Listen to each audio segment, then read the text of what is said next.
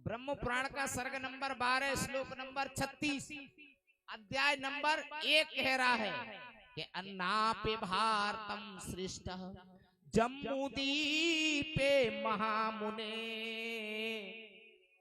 यतो ही कर्म भूरे सा अतो अन्यम भोग भूम्यः। अन्य देशों की भूमि कैसी ही थी? भोग भूमि। वो आज में अपनी आंखों से तुम सब देख रहे हो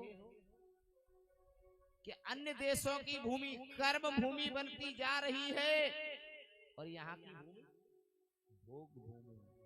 क्यों? क्योंकि बिना सत्संग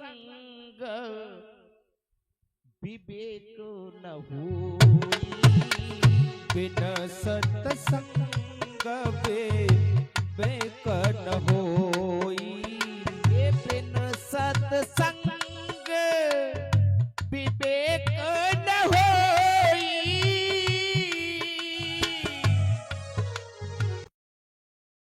काल व्याल मुख त्रास निर्माण हेतुवे।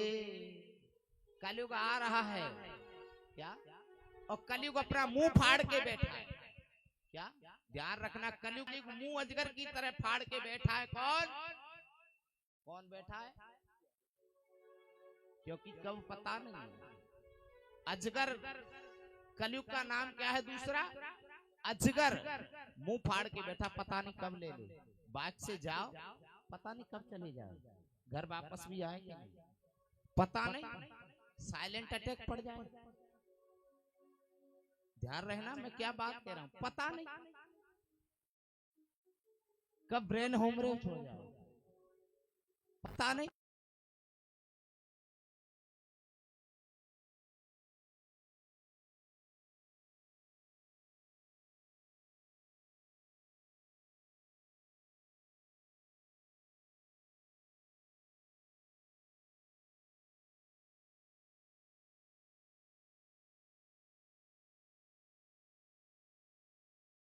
संतों के बीच में चल रहे थे, बोले प्रभु पृथ्वी में तो बहुत अच्छे सत्संग होते हैं। बोले क्या सत्संग होते हैं?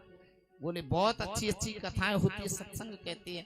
रामचरितमानस में लिखा है कि बड़े भाग्य मानस तन पावा, सुर दुर्लभ सदग्रंथन गावा। ग्रंथ कहते हैं कि मनुष्य का शरीर तो बहुत सुंदर है। बोले क्यों सुंदर है? और वास्तव में भी सही बात है, क्योंकि बड़े भाग्य मानस तन पावा। 84 लाख योनियों में केवल एक योनि ऐसी है मनुष्य की जो सोचने की क्षमता रख बस एक अकेली। और वो क्या कर रही है? वो सोचने की क्षमता रखने वाली पीढ़ी क्या कर रही है? संतों में श्री शौनकादिक मुनियों को नेमी सारण में सूत जी श्रवण करा रहे हैं और इधर में कथा भगवान नारायण किसको सुना रहे हैं? नारद जी को। नारद जी से कह रहे हैं नारद पृथ्वी में बड़े बड़े सत्संग होते हैं, बड़े कीर्तन होते हैं, कथाएं होती हैं। बोले सत्संग की महिमा बड़ी विचित्र महिमा है। बोले कैसी महिमा है? बोले सत्संग की महिमा है जो पृथ्वी में ही होता है। ये क्या कथा हो रही? सत्संग ये जो पृथ्वी में होता है, ये बैकुंठ में नहीं होता। बैकुंठ वालों को इसकी कथा भगवान सुना रहे हैं। बैकुंठ वाले बैकुंठ में रहने वालों को और मृत्यु लोक के मानवों की कथा भगवान सुना रहे हैं। नारद जी ने कहा बाप रे क्या बात है, ऐसी सुंदर सुंदर बात करते हो तो। बोले कैसे? बोले पृथ्वी की भूमि दुर्लभ भूमि है, तीर्थों की भूमि है, यहाँ पर तीर्थ है, हम खुद वहां जाते हैं। नारद जी ने कहा तुम रुक जाओ। देवता इच्छा करने लगे प्रभु हमको भेज दो ना एक बार पृथ्वी में, एक बार भेज दो। नारद जी ने कहा रुक जाओ, तुम मत जाओ, तुमसे पहले हम जा रहे हैं। अब नारद जी इसी पृथ्वी में आ गए। क्या देवता इच्छा कर रहे थे कि हमको पृथ्वी भेज दो, हमको पृथ्वी भेज दो, हम पृथ्वी जाना चाहते, क्योंकि ऐसे सत्संग कथा यहाँ तो मिलती नहीं, वहीं जाके श्रवण कर ले, वहीं जाके देख ले। नारद जी ने कहा थोड़ी देर रुक जाओ, हम चल रहे हैं। हम जाएंगे, हम बता देंगे कि पृथ्वी में क्या है। सो नारद जी पृथ्वी में आए। अब पृथ्वी में नारद जी आकर के यहाँ की कथाओं को और यहाँ की व्यथाओं को नारद जी ने देखा। किसको देखा? यहाँ की कथाओं को और यहाँ की व्यथाओं को देखा नारद जी ने। और नारद जी जैसे ही फिर वैकुंठ में गए, तब तक कोई देवता नहीं आया है। क्या? तब तक कोई देवता नहीं आया। उससे पहले ही नारद जी आए। देवताओं को रोक के रिटर्न रहो, मैं आ जाऊं तब जाना, मैं बता दूं, संकेत दे दूं आपको, लाइन साफ कर दूं तब चले जाना। अब नारद जी ने तो इतना तो कह दिया। अब नारद जी आए और आकर के फिर वैकुंठ में गए। सो चेहरा इतना रह गया नारद का, कितना? इतना।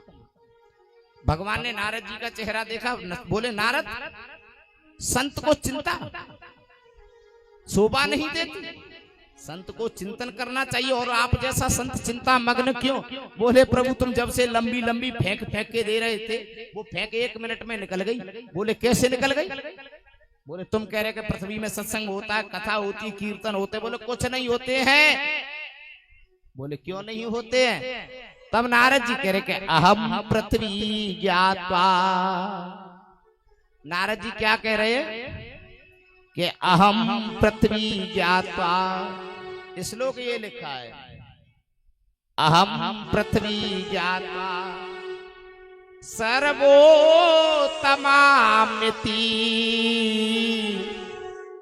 नीचे लिखिए ना, पुष्करम च प्रयागम काशी गोदावरी तथा। फिर कह रहे कि हरि क्षेत्रे कुरुक्षेत्रे श्रीरंग से तु बंध रामेश्वरम। हम कहते हैं मोड़ा को ब्याह कर लो, अब तो तीर्थ कर आओ। क्या कहते हैं? अब तो तीर्थ कर आओ। मोड़ा ने कहते मम्मी पापा तीर्थ ने कौन चले जाओ। पसवाली को दे दिए 15,000 रुपए। बोले खिलाना पिलाना और तीर्थ कराना। अब मम्मी पापा इतने बड़ी तो कट्टी भर के लाए, काय की गंगा जल कांते तीर्थन तीर्थन। और हम रोज देख रहे, रोज बस जा रही है तीर्थन। नारद जी उसी तीर्थ में आए और आज नहीं आए नारद जी। नारद जी कुछ ज्यादा समय नहीं हुआ इस बात को। भागवत को लिखे हुए कितना समय हो गया? 5107 वर्ष। इससे पहले भागवत ग्रंथ में, यदि इसका भी प्रमाण चाहिए कि भागवत को लिखे कितना वर्ष समय हो गया, तो रावण शिरोमणि टीकाकार में एक श्लोक दिया गया है कि भागवत को लिखे हुए कितना समय हो गया। जितना समय भगवान को साकेत जाने में हुआ है, उतना ही समय भागवत को व्यास जी को लिखने में लगा। उसी समय से भागवत का प्रचलन हो गया। अब नारद जी कह रहे कि दुनिया तीर्थों में जा रही है, दुनिया तीर्थों में। ने कछुएगा बान की चलो गंगोत्री, चलो यमुनोत्री, सब यमुनोत्री। और उसी में हम पृथ्वी ज्ञात्वा सर्वोत्तमामिति पुष्करम च प्रयागम काशी गोदावरी तथा। मैं सब तीर्थों में गया लेकिन ना पश्चिम धर्म मन संतोष कारकम। नारद जी भगवान से कह रहे उन्हीं तीर्थों में गया जिन तीर्थों में मेरे मन को संतोष न हुआ। बोले क्यों? क्या हो गया? अरे दुनिया तो तीर्थों को बज रही है, बापे धक्का दे रही है। सासु अधिक ना रहा के बूटी डरी है और बहू रे ना ये पस रही है।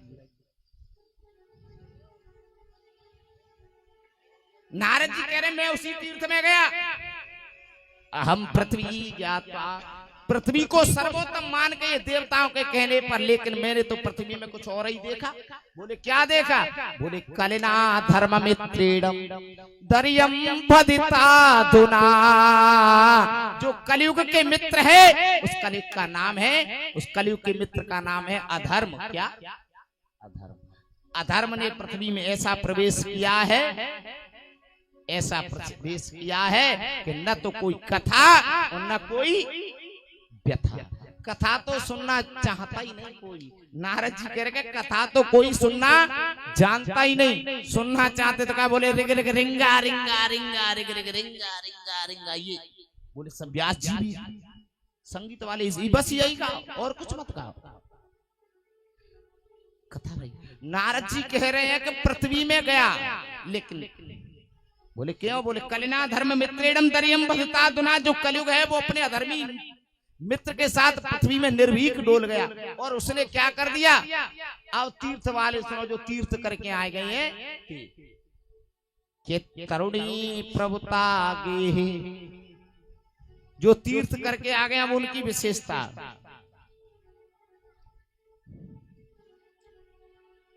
तरुणी प्रभुता गे श्याल को बुद्धिदायक। यदि भागवत पहले वेदों में पुराणों में यदि भागवत होता, वेदों में भागवत होता तो ये तो लक्षण कलयुग के हैं। और कन्हैया जी कब के थे? द्वापर के। और ये कथा कब की चल रही है? कलयुग की। और श्लोक ये रहा तरुणी प्रभुता गे श्याल को बुद्धिदायक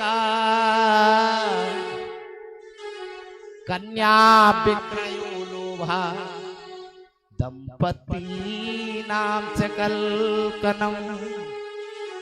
नारद जी ने कहा मैं पृथ्वी में गया और देखा जो कलयुग अपने अधर्मी मित्र के साथ क्या कर रहा है। बड़े भाई भाई में झगड़ा। बोले क्यों? छोटा भाई बगल में, बड़ा भाई बगल में खड़ा है, लेकिन छोटा भाई कलयुग में बड़े भाई की सलाह से काम करना नहीं चाहता। बोले क्यों? बोले श्याल को बुद्धिदायक। भाई कहीं पूछो या मत पूछो, कलयुग में विवाह हुआ साला भाई है। और श्याल को बुद्धिदायक, साले की सलाह से बुद्धि। और ब्रज की तो बड़ी सुंदर कहावत है, दीवार बिगारे आरो और घरे बिगारे। जहां कलयुग में साले का चलावा होगा निश्चित बात है वो घर बिगड़ के रहेगा। अरे ये तो कलयुग के लक्षण बता रहे हैं, ये तो व्यास जी कलयुग के लक्षण लिख रहे हैं। द्वापुर के लक्षण देख लो, एक साले ने महाभारत करा दिया और तब भी तुम न समझे। कथा सुन के, कथा सुनने वालों, एक साले ने महाभारत करा दिया तो कलयुग में तो घर घर में महाभारत की तैयारी है। क्या फर्क पड़ता है आप लोगों पे कथा से? कथा सीख करके यही तो जाओ। कन्या विक्रयो लोभा, ऐसे कितने संबंध हैं। ये मत कहना, सुनो, ये मत कहना कि पंडित जी, ये मत कहना कि पंडित जी ये उपदेश हम जानते तब कह रहे हैं। मैं प्रमाण भी दिखाता जा रहा हूं, पुस्तक मेरे सामने ही है। कन्या विक्रयो दंपति नाम चकल कनम। लोभ से लोगों ने शादियों को सौदा बना दिया। विवाह में प्रेम के आदान प्रदान होने चाहिए।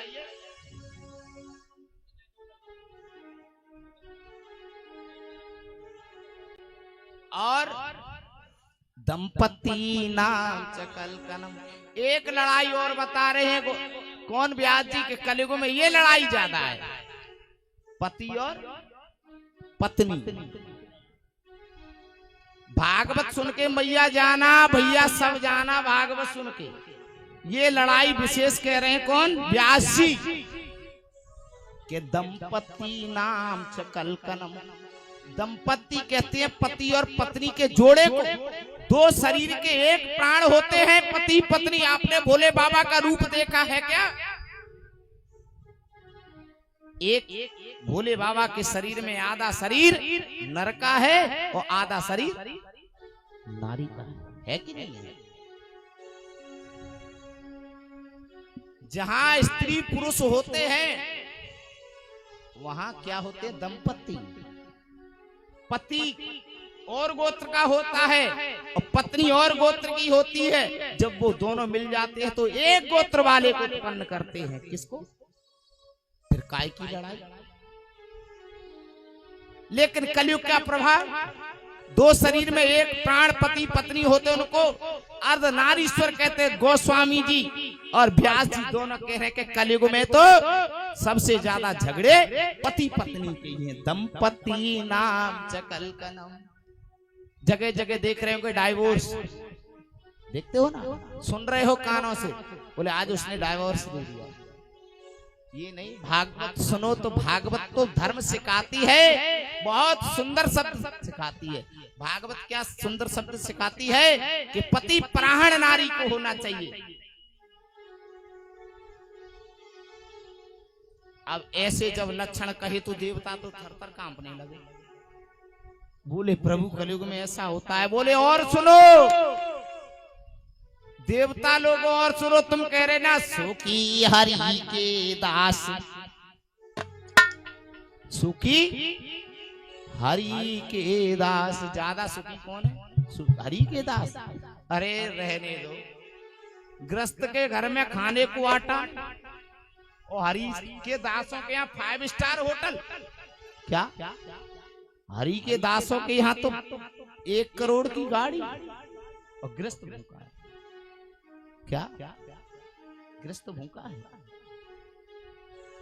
आज के समय में जितना पैसा हरि के दासों पे है, उतना तो मैं निश्चित कहता हूं किसी बिजनेस वाले पे नहीं। जो हरि के दास बिजनेस कर रहे हैं वो क्या सत्संग कर सकते हैं? नारद जी देख करके दुखी हो गए, बोले बिल्कुल मत जाओ, बोले पृथ्वी का तो माहौल ही खराब है। बोले माहौल खराब है तो क्या करें? बोले बस एक ही शब्द हो सकता है। बोले क्या? बोले बिना सत्संग विवेक न होई। जब से पृथ्वी पे कलयुग ने कदम रखा है तब से व्यक्ति मर्यादा भूल गया। बोले मर्यादा भूल गया तो फिर क्या करें? बोले श्रीमद् भागवतम कथामृतम, बोले श्रीमद् भागवत कथा सुनाओ। बोले श्रीमद् भागवत कथा से क्या होगा? बोले श्रीमद् भागवत कथा से ये होगा जो मद रूपी पान कर रखा है कलयुग वालों ने, जो मद पी रखा है उस मद से दूर हो जाएगा, और मद से दूर हो जाएगा, भगवान को सब कुछ समझ लेगा। तो जितनी प्रक्रिया है वो सब मैंने सुनाई है। तरुणी प्रवता के श्याल को बुद्धिदायक कन्या विक्रय लोभ दंपत्ति नाम सब खत्म हो जाएगा। तब सौनकादिक मुनि कहने लगे प्रभु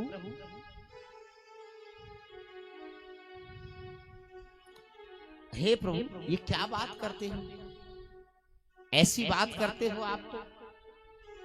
बोले सत्य कह रहा। बोले क्यों ऐसा हो रहा है? अब सुनो, अभी मैंने जितने शब्द कहे हैं कि तरुणी प्रवता के हैं, ये शब्द क्यों हो रहे हैं?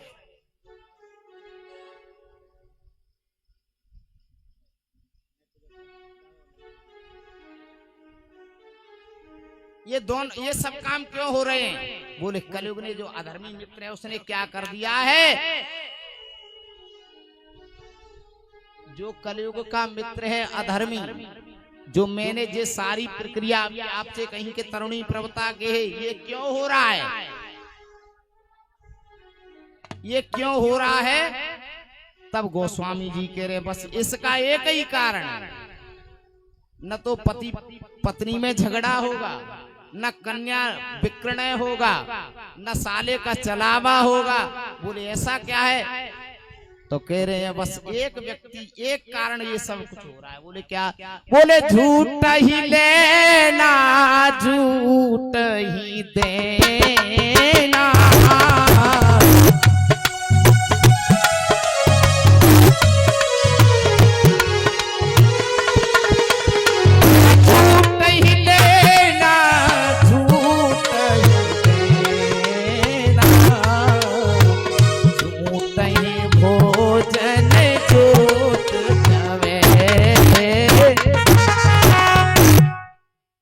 के कारण हो रहा है।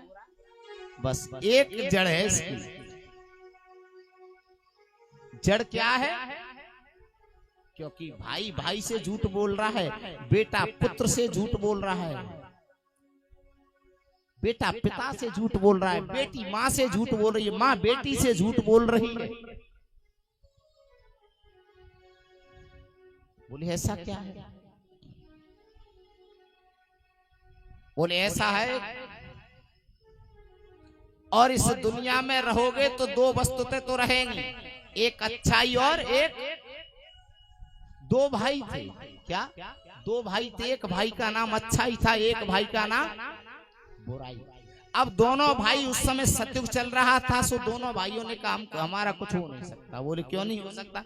बोले कोई आदमी झूठा ही नहीं बोलता। क्या? कोई आदमी झूठा ही नहीं बोलता। सत्य का युग था, जिस युग का नाम था सत्ययुग। बोले यहाँ कोई झूठा ही नहीं बोलता, सब सत्य बोलते। दोनों भाइयों ने कहा हमारा यहाँ कुछ नहीं हो सकता, यहाँ हमारा व्यापार नहीं चलेगा। बोले झूठ बोलने वाले कोई है ही नहीं। तो बोले रुक जाओ। अरे तब तक सत्ययुग निकल गया, युग आ गया त्रेता। अब राम जी ने सोचा कि अच्छाई और बुराई ये दोनों भाई हैं, अब करना क्या है? तो राम जी ने बाण उठाया, तो जो बाण पे रखा बुराई को, सो समुद्र के उस पार विदेश में भेज दिया। किसको? बुराई को। किसने? राम जी। राम जी ने जितनी अच्छाई थी वो सब भारत में रख ली, और बुराई थी वो विदेश में भेज दी, समुद्र के उस पार। लेकिन याद रहे, बुराई को समझाने के लिए कौन जाता है? अच्छा। कभी बुरा व्यक्ति किसी को समझाने आया है क्या? अच्छा व्यक्ति बुरे व्यक्ति को समझाने जाएगा। राम जी ने सोचा कोई बात नहीं, किसी ने किन प्रकार से हम उनको समझा देते कि अन्याय अधर्म न करो। पूरी सेना के साथ लंका पर चढ़ाई कर। क्या? बुराई पूरी, लेकिन पूरा विनाश हो गया। लेकिन दोनों भाई फिर खड़े हो गए। बोले भाई सुन, भाई सुन, हमारा कुछ हुआ नहीं। बोले क्यों? बोले देख, एक भाई विदेश में रहा, एक भाई इस देश में रहा, भाई है तो हम प्रेम से रहे ना। तो बोले करें क्या? बोले रहना चाहते हो तो हम तो अब ऐसा है भाई, मन करता है कि अब हम एक ही परिवार में रह के देख लें तो कैसा रहेगा। बोले एक परिवार में? बोले रह के देख ले। तब तक त्रेता निकल गया, द्वापर आ गया। अब जो द्वापर आया तो एक घर में प्रवेश, एक परिवार में प्रवेश कर गए। कौन? अच्छाई और बुराई। और राम राम, एक घर में जैसे ही अच्छाई बुराई ने प्रवेश किया, आपस में घनघोर परिवारों में लड़ाई हुई। लेकिन जो बुराई थी कौरव वंश की, वो विनाश हुआ। अब फिर समय युग बदलने वाला हुआ।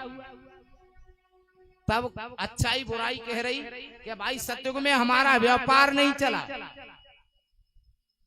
त्रेता में हमने विदेश रह के देख लिया, हमको कुछ नहीं मिला। द्वापर में हमने एक परिवार में रह के देखा, कुछ नहीं मिला। अब कलयुग का समय, अब क्या करें? बोले अब तो एक ही काम कर लो। बोले क्या? बस एक ही काम कर लो। बोले क्या? के सुमते कुमति सब के उर रही। 1 मिनट लगे, क्योंकि उसी आदमी के अंदर इतना झूठ भर रखा है, इतना झूठ भर रखा है कि झूठ का ही वो व्यापार कर रहा है। सूत जी महाराज कहते कि हे सोनकादिक मुनियो, हे नारद जी, बोले झूठ को दूर करने के लिए क्या करना चाहिए? बोले पहला कर्म है धर्म। व्यक्ति का क्या है? भागवत कराना धर्म है। सूत जी कह रहे कि भागवत कराना धर्म है, भंडारा करना धर्म है, परिक्रमा देना गोवर्धन की धर्म है। धर्म है क्या? सूत जी कह रहे कौन सा धर्म है? जिस धर्म से कलयुग से बचा जा सकता है, कलयुग का प्रभाव कम किया जा सकता है, वो धर्म क्या है? बोले परहित सरेस धर्म नहीं भाई, धर्मो विवच्छति धर्मा, धर्मो विवच्छति धर्मा, धर्मे नाम परात्परा।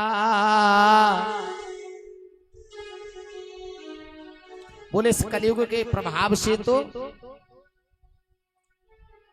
भक्ति वृद्ध हो गई। क्या? कलयुग के प्रभाव से तो भक्ति सब लुप्त होते जा रहे। बोले क्यों? बोले मैं अब आपको कथा सुनाता हूं। एक सूत जी सुना रहे हैं। कि भक्ति महारानी, अभी मैंने सुना कहा था ना कि अन्ना पे भारतम श्रेष्ठ, यहाँ की भक्ति जागृति वो लुप्त होती जा रही है। इस भक्ति का प्रसंग बता रहे हैं, भक्ति की कथा सुना रहे हैं कि हम भक्ति रति ख्यात्वा इमो में तनयो मतो ज्ञान वैराग्य नामानो काल योगे न जर्जरो।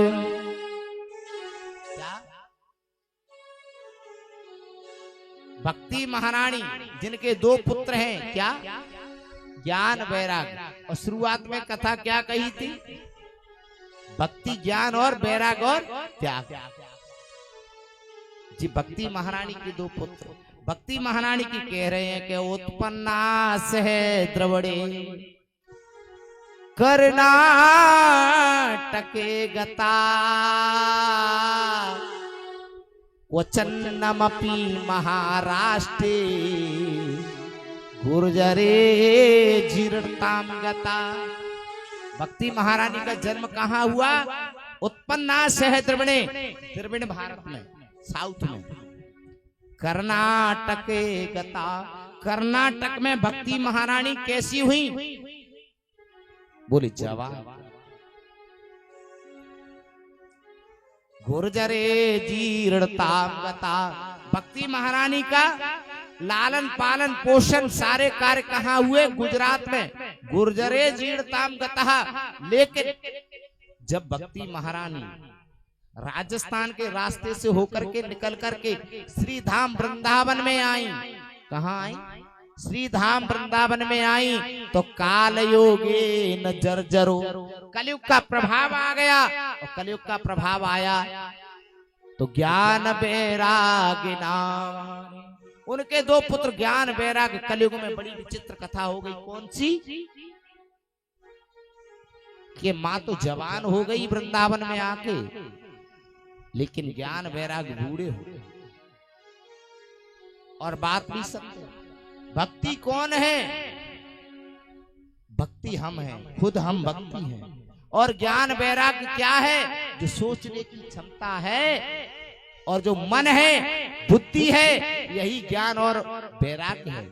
लेकिन याद रहे, हमारे अंदर भक्ति तो जवान है, लेकिन ज्ञान वैराग्य बूढ़े हो गए। बोले क्यों हो गए बूढ़े? बोले काल योगे न जर्जरो, कलयुग के प्रभाव से।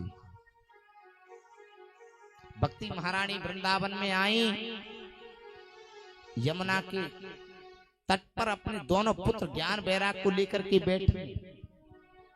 भक्ति ज्ञान वैराग्य की कथा भागवत है, लेकिन शरीर ही भागवत है, शरीर ही भक्ति है, शरीर ही ज्ञान है, शरीर ही वैराग्य है। मद किसको होता है? शरीर को।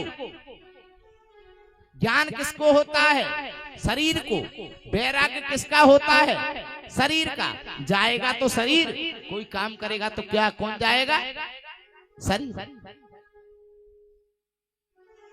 भक्ति भी हमारे अंदर है, ज्ञान भी हमारे अंदर है, वैराग्य भी हमारे अंदर है, त्याग भी हमारे अंदर है।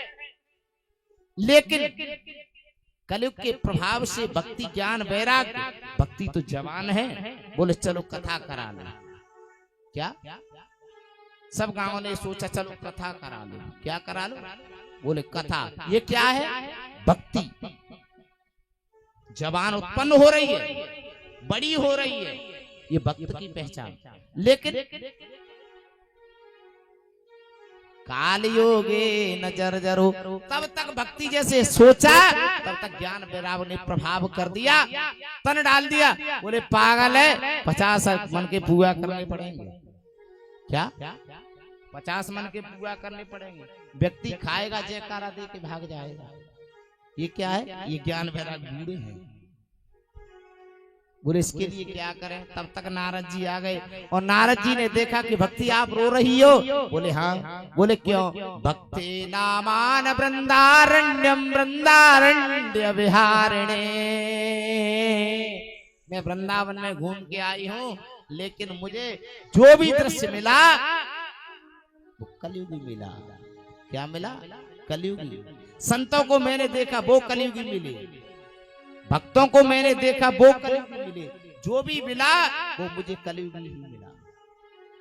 बोले भक्ति क्या बात करती है? बोले हाँ। बोले प्रभु मेरे लिए बड़ी विचित्र घटना हो गई है। कौन सी? कि मैं जब महाराष्ट्र से आई गुजरात, और गुजरात से राजस्थान से निकल के वृंदावन आई, तो वृंदावन में मुझे एक बात बड़ी अजीब हो गई। नारद जी आप देख रहे हो कि मेरी तो जवानी मिल गई, लेकिन मेरे दो पुत्र बूढ़े हो गए। मेरे दोनों पुत्र बूढ़े हो गए हैं, मैं क्या करूं? मुझे दुनिया क्या कहेगी कि माँ जवान है और पुत्र बूढ़े हो गए, ये कैसे हो गया? मैं मुंह दिखाने के योग्य नहीं। नारद जी ने कहा देवी चिंता न करो, कुछ समाधान किया जाएगा। तो नारद जी ने गीता पाठो महुर महु, क्या गीता पाठ और महुर महु। नारद जी ने भक्ति महारानी के सामने ज्ञान वैराग बूढ़े पड़े हैं, उनको गीता पाठ और महुर महु बार बार गीता का पाठ किया, बार बार। जैसे ही नारद जी गीता का पाठ करते हैं, ज्ञान वैराग जवान होने लगते हैं। कहने का मतलब जैसे भागवत में पांडाल में आए तो ज्ञान वैराग क्या हो जाते हैं? खड़े हो जाते हैं। वाह पंडित जी क्या सुंदर बात कही, मान गए पंडित जी, दृष्टांत बहुत अच्छा दिया। ये क्या है? जगह है। और जैसे ही पांडाल से निकली, बालक ने पूछा मैया तू रोज कथा सुनने जा रही, कहाँ सुन के आई? लाला जब पंडित जी कह रहे थे तब तो बड़ी अच्छी लग रही। और छोटो सा पंडित मरिया गद्दी पे बैठ के लाला बहुत जोर से ला रहा। और जैसे ही मैं पांडाल से निकली, बाकी जब वो गद्दी वहां बैठा था और बोल रहा था, तब लाला मुझको बहुत अच्छी लग रही। फिर मैया कहा सुनो, बोले जब तक गेल में आई तब तक लाला मुझ सोधना है। ये क्या है? यही तो ज्ञान वैराग्य है। मतलब जब पांडाल में आते हैं तो ज्ञान वैराग जवान हो जाते हैं, और जैसे ही पांडाल से निकल जाते हैं वो ज्ञान वैराग बूढ़े हो जाते। क्यों? बोले काल योगे न जर्जरो। नारद जी कह रहे हैं भक्ति चिंता न करो। क्या? गीता पाठ महुर महु बार बार विजय घोष गीता का करते हैं, लेकिन कोई प्रभाव नहीं पड़ता। बोले क्यों नहीं पड़ रहा? नारद जी वेद वेदांत तो सुनाते हैं, लेकिन कुछ नहीं होता। कथा सुन समझ में आ रही कि नहीं? मैंने अभी 3 दिन पहले कहा था कि ये पंडितों की करी कोई बैकुंठ को जाए तो पहले बैकुंठ को गए, और जो कथावाचकों के लिए बाबा कथावाचक, ये पुस्तक वाले कथावाचक, इनकी करी कोई बैकुंठ को चला जाए तो मैं सत्य कहता हूं इस व्यासपीठ की ओर से कि बैकुंठ के ऐसे अधिकारी हो जाते कि आ जाओ टिकट दे जाओ, और कोई बेचारा गरीब तो जा ही नहीं पाता। और नारद जी क्या सुना रहे हैं?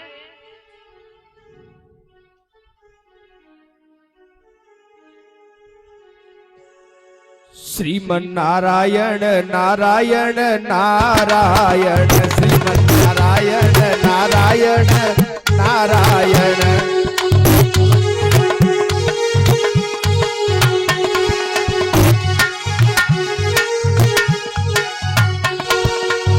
जो नारायण नाम लेत है,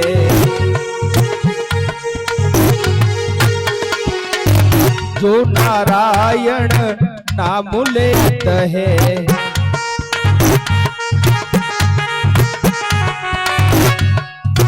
पाप होत सब क्षारायण। श्रीमन नारायण नारायण नारायण, भजन नारायण नारायण नारायण।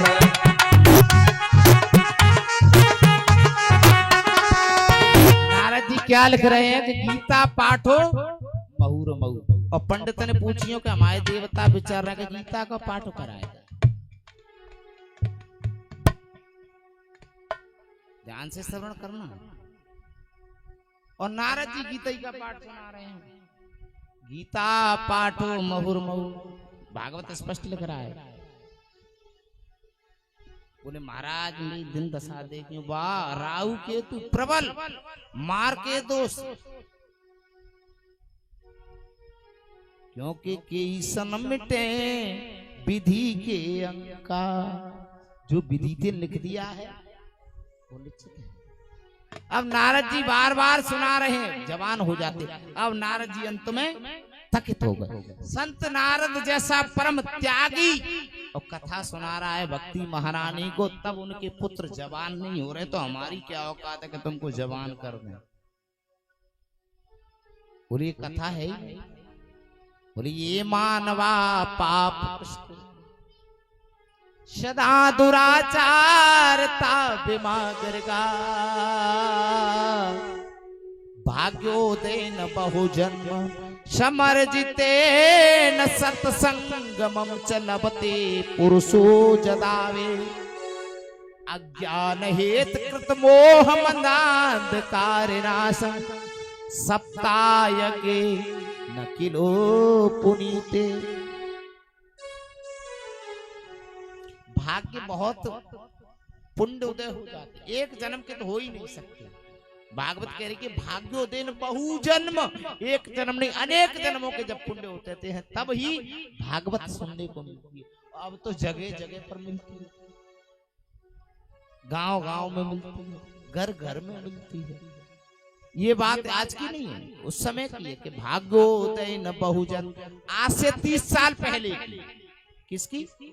आज से 30 साल पहले की।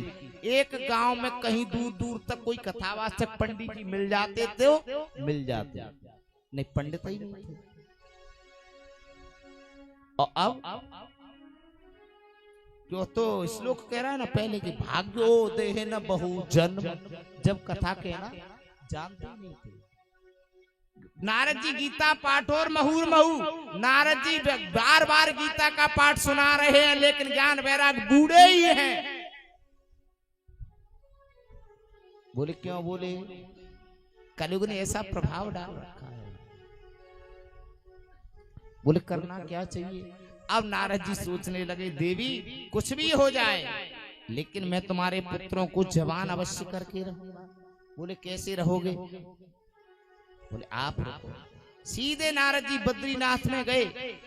भद्रकायाश्रमे नारायणे मानसे च पुत्र ब्रह्मणा। ब्रह्मा जी के मानस पुत्र कौन? सनक सनंदन सनातन कुमार।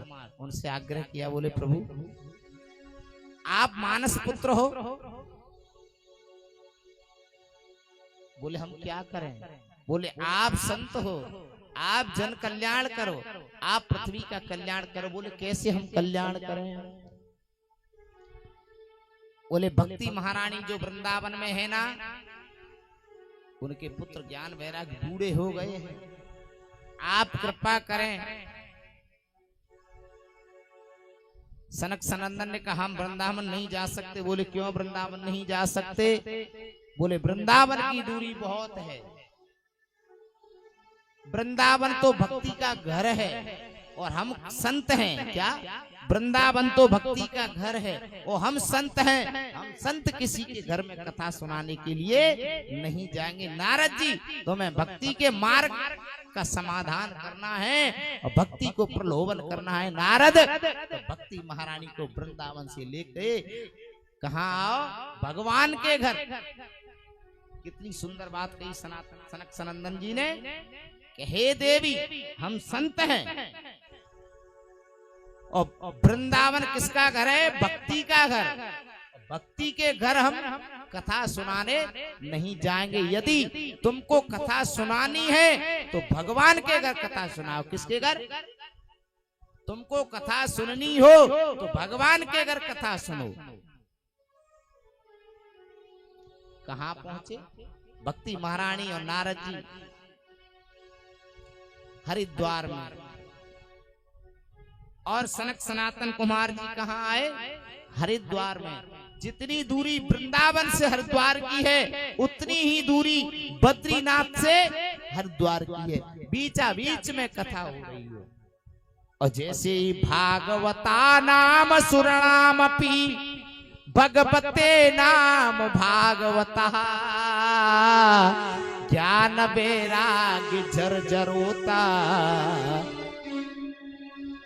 ज्ञान बैराग्य जवान हो गए कहा, तब भक्ति महारानी को कह रहे हैं, भक्ति महारानी को, तब भक्ति महारानी को कह रहे कि भक्ति, अब मैं आपको एक प्रसंग सुनाता हूं कि भागवत कथा कैसी है। कैसी है? हो गए भव से पार लेकर नाम तेरा, हो गए भव से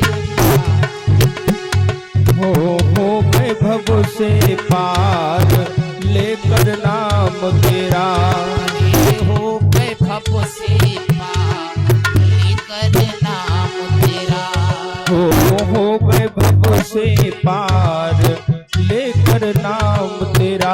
अरे नाम तेरा, ओ नाम तेरा, नाम तेरा हो नाम तेरा, अरे नाम तेरा हो नाम तेरा, हो नाम तेरा है नाम तेरा।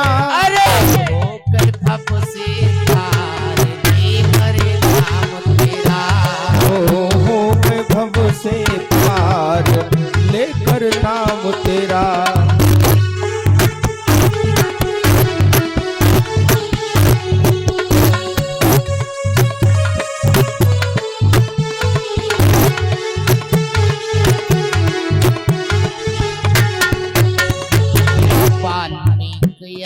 दीन दुखी थे, वाल्मीकि अति दीन दुखी थे, वाल्मीकि अति दीन दुखी थे, वाल्मीकि अति दीन दुखी थे, बुरे काम में सदा लीन थे, बुरे काम में सदा लीन थे। जिन कदी रामायण त्याग लेकर नाम तेरा, हम हो गए भव से पार लेकर नाम तेरा, हो गए भव से पार लेकर नाम तेरा, हो गए भव से पार लेकर नाम तेरा।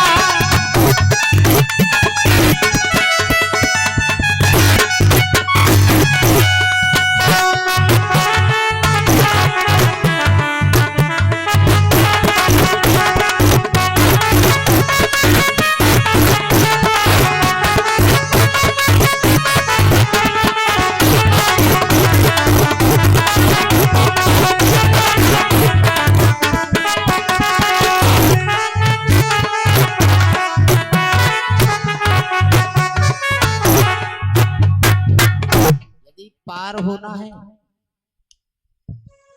तो हरि क्षेत्र है, कुरुक्षेत्र है, इनमें जाकर के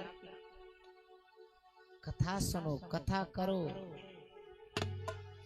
तब भक्ति महारानी को कह रहे हैं सनक सनातन कुमार जी की सुनो, त्वंगभद्रा नदी तटे, हे देवी ये भागवत कथा कैसे कैसों का उद्धार करती है। बोले ये मानवा पाप कृस्तु सदा दुराचार तापि महागर्गा, क्रोधादग्नि दडा कुटिलाश्च कामिना,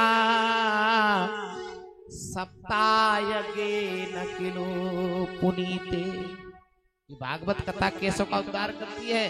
कामी हो, कुटिल हो, खल हो, दुष्ट हो, दुराचारी हो, अत्याचारी हो, पापी हो, कैसा भी हो, ब्रह्म हत्यारा हो, यदि ऐसा व्यक्ति कथा सुने, मैं निश्चित कहता हूं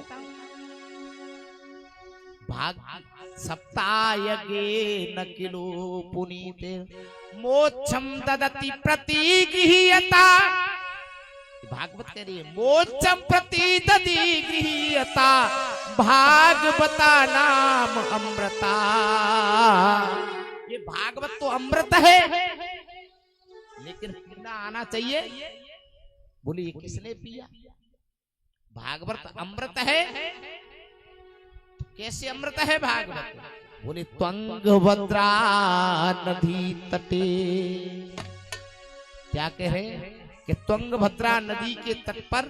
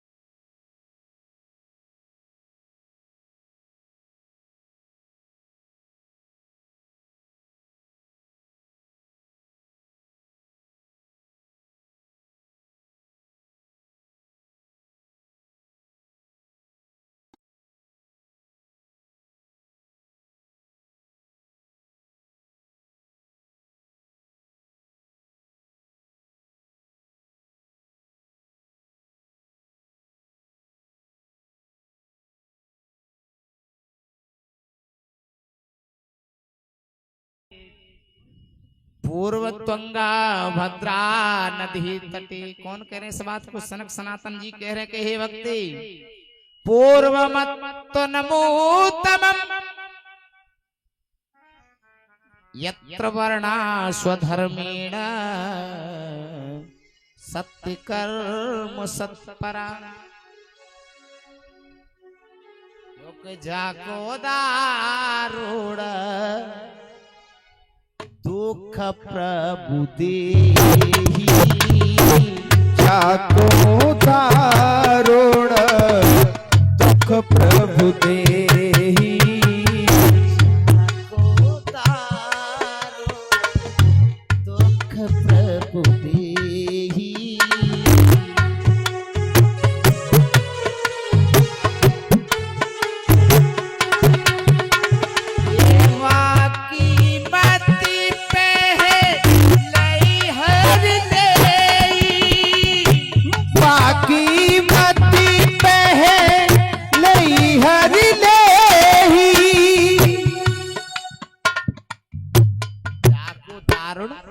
दुख प्रभु देहि सत्कर्म सत्परा। उत्तम नगर के एक ब्राह्मण की कथा सनक सनातन जी कह रहे हैं कि उत्तम नगर में एक ब्राह्मण रहते थे। उन ब्राह्मण का नाम था क्या? आत्मदेव। और आत्मदेव ब्राह्मण स्व वैष्णव धर्मी थे। सत्कर्म सत्परा, ये श्लोक कह रहा है सत्य कर्म करने वाले, न कभी झूठ बोलने वाले। लेकिन ब्राह्मण अच्छे कर्म करते हैं, नित्य प्राय रोज ब्राह्मण कर्म करते हैं, संध्या वंदन करते हैं, भगवान का अभिषेक करते हैं, नैवेद्य करते हैं। करते करते ब्राह्मण को बहुत समय हो गया। और ब्राह्मण की जो घर से है उनका नाम है क्या? धुंधली। क्या है? धुंधली। मतलब जो भी काम करे वो सब बोले तूने बात दूर दूर कर दी। आत्मदेव स्वधर्मी ब्राह्मण, आत्मदेव सत्कर्म करने वाले ब्राह्मण के यहाँ कौन आई? धूर धूर करने वाली। नारी ही घर को स्वर्ग बना दे, नारी ही घर को नरक का अड्डा बना दे। और याद रहे जिस घर में स्त्री होती है, जहां स्त्री होती है उसको घर कहते हैं, और जहां महात्मा लोग रहते हैं उसको आश्रम कहते हैं। लेकिन पत्थरों का तो वो भी बना है और पत्थरों का वो भी बना है। लेकिन उसको आश्रम क्यों कहते हैं और उसको घर क्यों कहते हैं? क्योंकि बाबा के साथ गृहिणी नहीं है, इसलिए उसको घर नहीं कह सकते। जो आश्रम पे रहने वाले हैं उनको घर नहीं कह सकते। और जहां स्त्री होती है वहां घर कहते, पर घर भी सुंदर बनाने वाली स्त्री होती है। आत्मदेव जी नित्य नियम करने वाले कर्मकांडी ब्राह्मण, वेदज्ञ ब्राह्मण, लेकिन उनकी पत्नी थी वो उनके बिल्कुल ही अनुकूल थी, प्रतिकूल थी। जो भी काम करें उसका उल्टा करने वाली का नाम धुंधली। अब धुंधली के कोई संतान नहीं। आत्मदेव जी बड़े दुखी होने लगे। दुखी होने लगे। सर्वे सत्व आत्मदेवानां परात्परम परिगृह्यणा। आत्मदेव ब्राह्मण बड़े दुखी होने लगे, दुखित परांगत हो गए।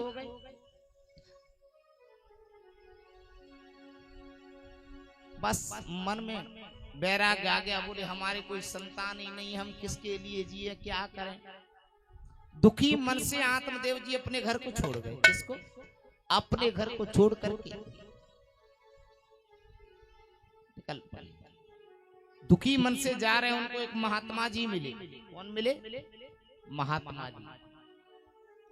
अब महात्मा जी मिले, महात्मा जी ने पूछा क्यों विप्र देवतायाम ब्राह्मणे, क्या बात है ब्राह्मण देवता, कैसे दुखी जा रहे हो? बोले कुछ नहीं प्रभु। क्या? बोले संतान।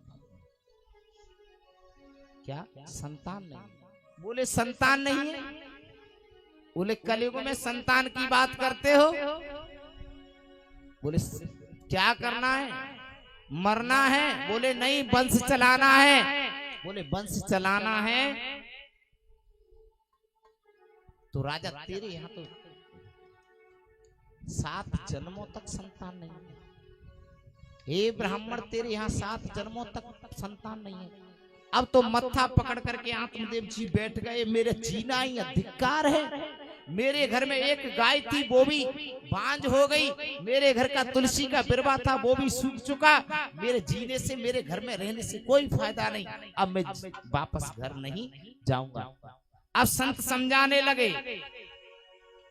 कहे ब्राह्मण काय को चक्कर में पड़ते हो, काय दुनियादारी की बात करते। बोले दुनिया में न कोई किसी का पुत्र है, न कोई किसी की माता है। जो जीवित का संबंध है बस वही है। आत्मदेव जी को आत्मबोध कराया। बोले आत्मदेव, जिस संतान के लिए तुम कह रहे हो वो ही संतान तुम्हारे लिए दुखदाई उत्पन्न होगी। बोले कुछ भी हो महाराज, मुझे तो संतान चाहिए। बोले कैसो हो एक डार पर है जाए, भगवान तो कहते ना। बोले कैसो हो एक डार। एक ब्राह्मण काशी के, उनके भी संतान नहीं थी। वो काशी के ब्राह्मण संतान के लिए भोले बाबा का यज्ञ किया। अब भोले बाबा प्रसन्न हो गए। बोले मांग लो। बोले मांगना क्या है? बोले संतान दे दो। संतान नहीं है। बोले पुत्र चाहिए? बोले हाँ। बोले पुत्र 2 तरह के मेरे पास। बोले कौन से? बोले एक कुपुत्र, एक पुत्र। बोले प्रभु भेद? बोले भेद नहीं जानते हो। पुत्र की आयु थोड़ी होगी, कुपुत्र की लंबी होगी। मत्था पकड़ करके ब्राह्मण बोला काशी तक आया मैं, यहाँ मैंने तपस्या की, भोले बाबा को प्रसन्न किया। भोले बाबा कह रहे पुत्रो कुपुत्रो। बोले सोच लो ब्राह्मण देवता।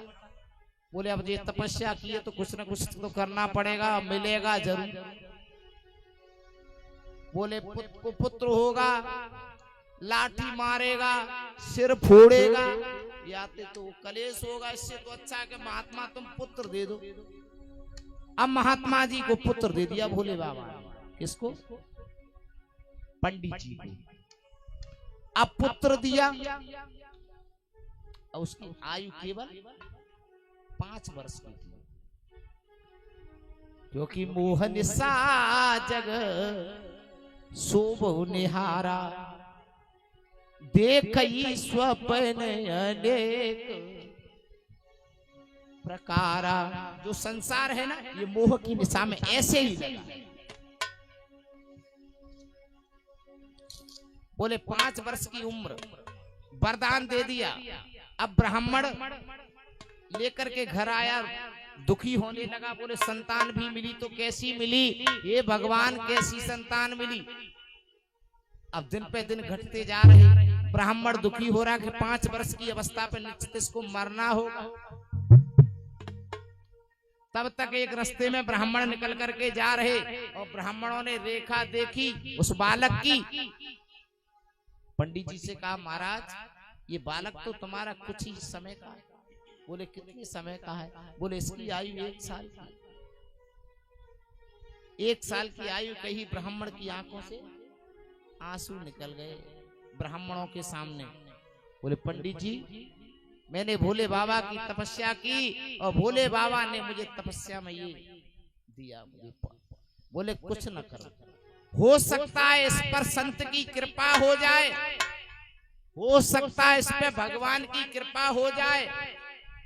तुम एक काम करो पंडित जी, जो भी मार्ग में निकल के जाए संत, तो इस बालक से प्रणाम कराते रहे। अब जो शंकर बाबा का वरदान से जो पुत्र मिला था, जो भी रास्ते में निकलता, जो भी रास्ते में निकलता, पंडित जी कहे थे बेटा जाओ प्रणाम करो, और बालक साष्टांग लेट जाता। लेकिन कुछ समय के पश्चात संतों की टोली, क्या संतों की टोली उसी दरवाजे से निकल के जा रही थी ब्राह्मण के से। ब्राह्मण ने कहा जाओ बेटा संतों को प्रणाम करो, और जैसे ही बालक ने साष्टांग दंडवत किया तो चिरंजीवी भव, चिरंजीवी भव बालक को कह दिया। मत्था पकड़ करके ब्राह्मण बैठ गए, बोले महाराज हमने तो सुना है कि मोर बचन पर जाई जाई पीका, और संत वचन पत्थर की लीखा। संत तो पत्थर के वचन की लीक होती है, पत्थर में से लीक मिटने की संभावना रह सकती है, लेकिन संत के वचन की संभावना मिट नहीं सकती। प्रभु क्या कह रहे हो? चिरंजीवी बफ कह रहे हो? देखो खोल के, जो संतों ने मस्तक रेखा देखी तो बालक की आयु में दिन 3 शेष रहे, 3 शेष दिन रहे। अब संतों ने कहा हमारा जीवन धिक्कार, हमारा तो जीवन ही धिक्कार है, मरना ही ठीक है। बोले क्या करें? यदि हम इस बालक को देखते हैं तो दिन 3 है, और बालक की तरफ नहीं देखते तो दुनिया कहेगी संत झूठे। अब करना क्या चाहिए? अब ब्राह्मण ने से कहा ब्राह्मण देवता तुम पीछे उठ जाओ, जो होगा जो किया जाएगा वो हम करेंगे। संतों ने बालक को अपने साथ लिया, जो 5 वर्ष का वरदान शंकर से मिला था कि 5 वर्ष का बालक है, लिया। संत ब्रह्मा जी के पास गए, और संत तो पीछे हो गए, बालक को आगे कर दिया। बोले जाओ बेटा ब्रह्मा को प्रणाम करो, और ब्रह्मा जी ने आप ज्ञान ताव चिरंजीवी भव, चिरंजीवी भव ब्रह्मा ने कह दिया। ब्रह्मा जी ने जैसे ही चिरंजीवी चिरंजीवी कहा, संतों ने मूंछों पे ताव दिया। बोले ब्रह्मा जी देख तो लो। बोले क्या देखना है? जो ब्रह्मा जी ने अपने पुस्तक पोथी पत्रा खोल के देखे, बोले ये क्या कर दिया संतो तुमने? इस बालक की तो आयु 1 दिन की रह गई है, मैं क्या करूं? बोले अब तुम जानो और तुम्हारा। हमसे दुनिया वाले कहेंगे, हमसे दुनिया वाले कहेंगे तो हम कह देंगे कि ब्रह्मा झूठा। संतों को कहेंगे तो हम कहते हैं ब्रह्मा जी झूठा, हमने जो कहा था वो ब्रह्मा ने भी तो कहा। संतों ने कहा हम चले ब्रह्मा जी। संतों ने ब्रह्मा जी को प्रणाम किया, बोले बाबा राम राम। अब ब्रह्मा जी पर भार आ गया, और ब्रह्मा जी ने देखा 1 दिन रह गया, मैं करूं क्या? सीधे लेकर के भोलेनाथ के पास गए, भोलेनाथ देख करके मुस्कुरा गए। जैसे साष्टांग दंडवत कराया तो भोलेनाथ ने कहा चिरंजीवी भव, चिरंजीवी भव। शंकर ने कह दिया भोले बाबा का ये वरदान आ गया। जैसे ही चिरंजीवी भव, चिरंजीवी का बोल, ब्रह्मा जी चतुर्भुज रूप में हंस करके बोले ठीक है बाबा, तुम वहीं से लिपट गई। बोले क्या? बोले देख तो लो। बोले क्या देखना है? जो शंकर जी ने उठा के देखा, वो बोले ब्रह्मा तुमने पोथी पत्रा उठा के नहीं देखा, ये किसका पुत्र है? बोले किसका है ब्रह्मा? तुम कह रहे हो कि राम राम हमसे कर रहे हो, ये किसका पुत्र है? बोले दिन कितने हैं? बोले दिन तो रहे ही नहीं, आने वाला है, लेकिन पुत्र किसका है? बोले महाकाल का। बोले आएगा कौन लेने? बोले काल।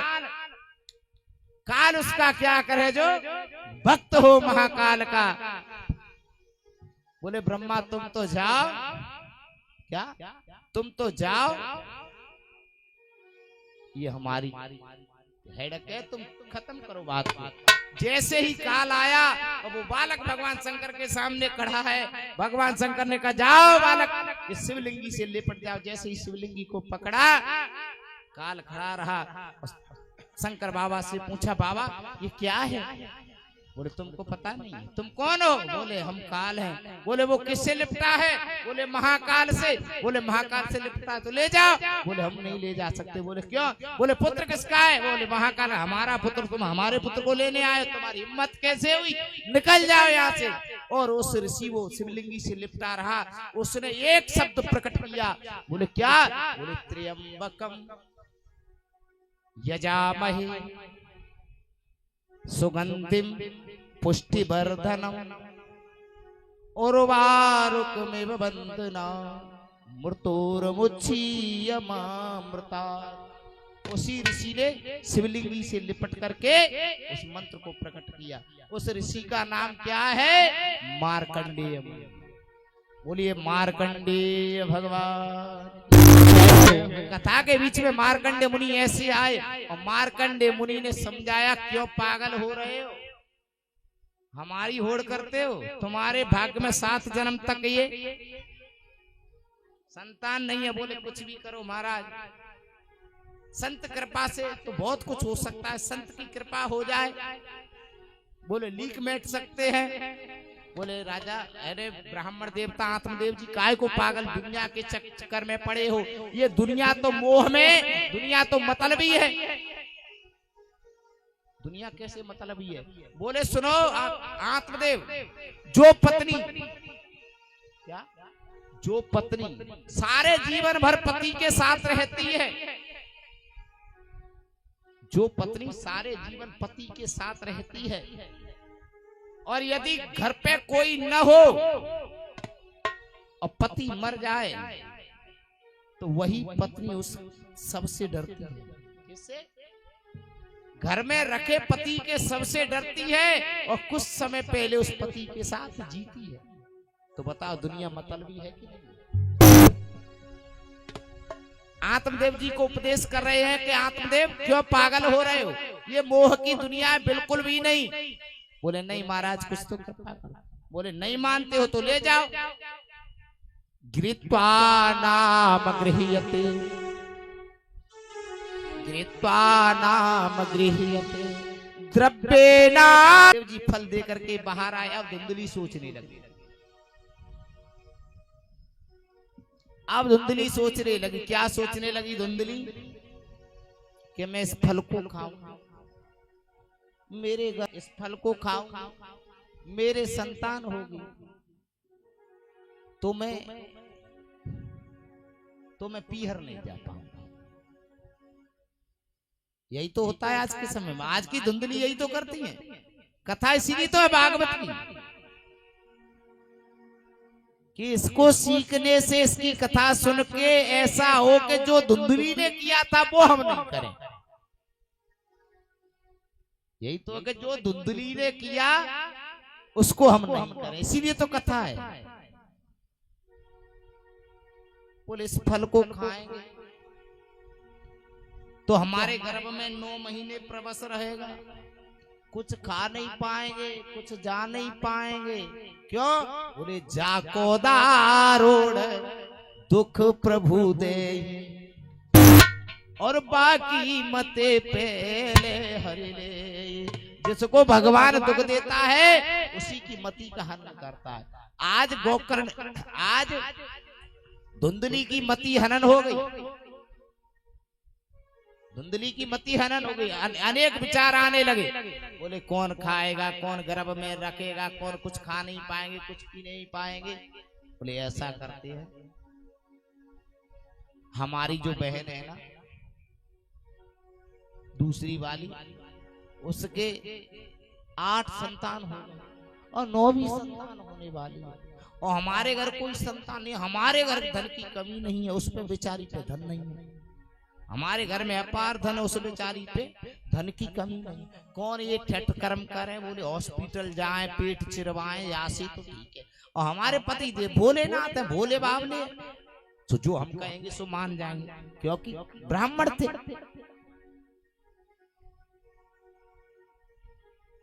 अब धुंधली ने बहन से अपनी से कांटेक्ट साधा, शायद मोबाइल हो तो हो, उन्हें डायरेक्ट गई हो।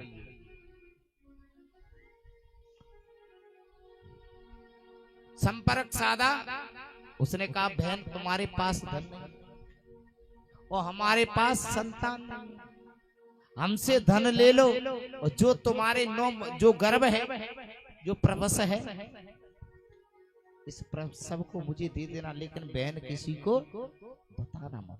पहले ही बातचीत करके बिल्कुल फिक्स माहौल बना करके बोले अब तो काम भर गया। धुंधली आई, जो संत ने फल दिया था वो गाय को फेंक दिया। बोले अब क्या जरूरत है खाने की, अब नहीं खाऊंगी, बिल्कुल भी अंगीकार नहीं करूंगी। आत्मदेव जी से कह दिया कि महाराज मैंने वो फल खा लिया। पंडित जी भोले भाले बेचारे मान गए कि खा लिया होगा। मन में प्रसन्न होने लगे कि हमारे घर संतान होगी, हमारे घर संतान होगी। मन में प्रसन्न आत्मदेव जी। लेकिन जो परमात्मा को मंजूर होता है वही निश्चित होता है, ये बात दृढ़ सत्य है।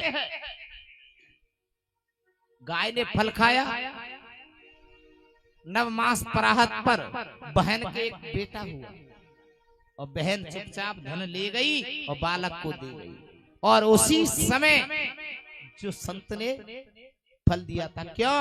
क्योंकि मोरा बचन परे जाए चाय फीका, मोर बचन पड़े जाए चाहे फीका, मोर बचन पर जाए चाय फीका, मोर बचन पड़े जाए चाहे फीका, संत बचन पर हरे का, संत बचन पत्थर की लिखा। क्योंकि वो फल किसका था? संत का। संत का आशीर्वाद था और गाय को खिला दिया था। इधर में आत्मदेव जी के महल में गोद का पुत्र किलकारी ले रहा है और इधर गाय ने प्रवस दिया।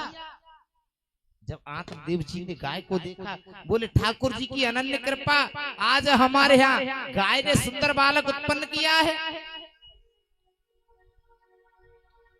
गोकर्णो नामानि ब्राह्मणा आत्मदेव प्रतीक्षणे मार्गे बंदे च्या प्रभुत्या सर्वे नाम ग्रथक्षय। गोकर्ण जी गाय के पुत्र हुआ। पुत्र बिल्कुल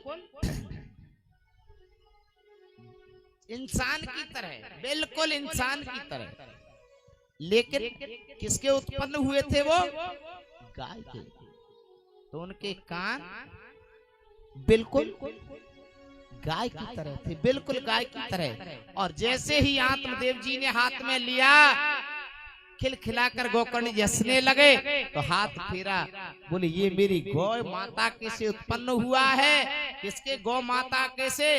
और कान इसके गौ माता कैसे हैं? तो मैं इसका नाम गोकर्ण रख देता हूं। बोलिए गोकर्ण जी महाराज की जय। अब गोकर्ण जी महाराज का नामकरण हुआ। इधर में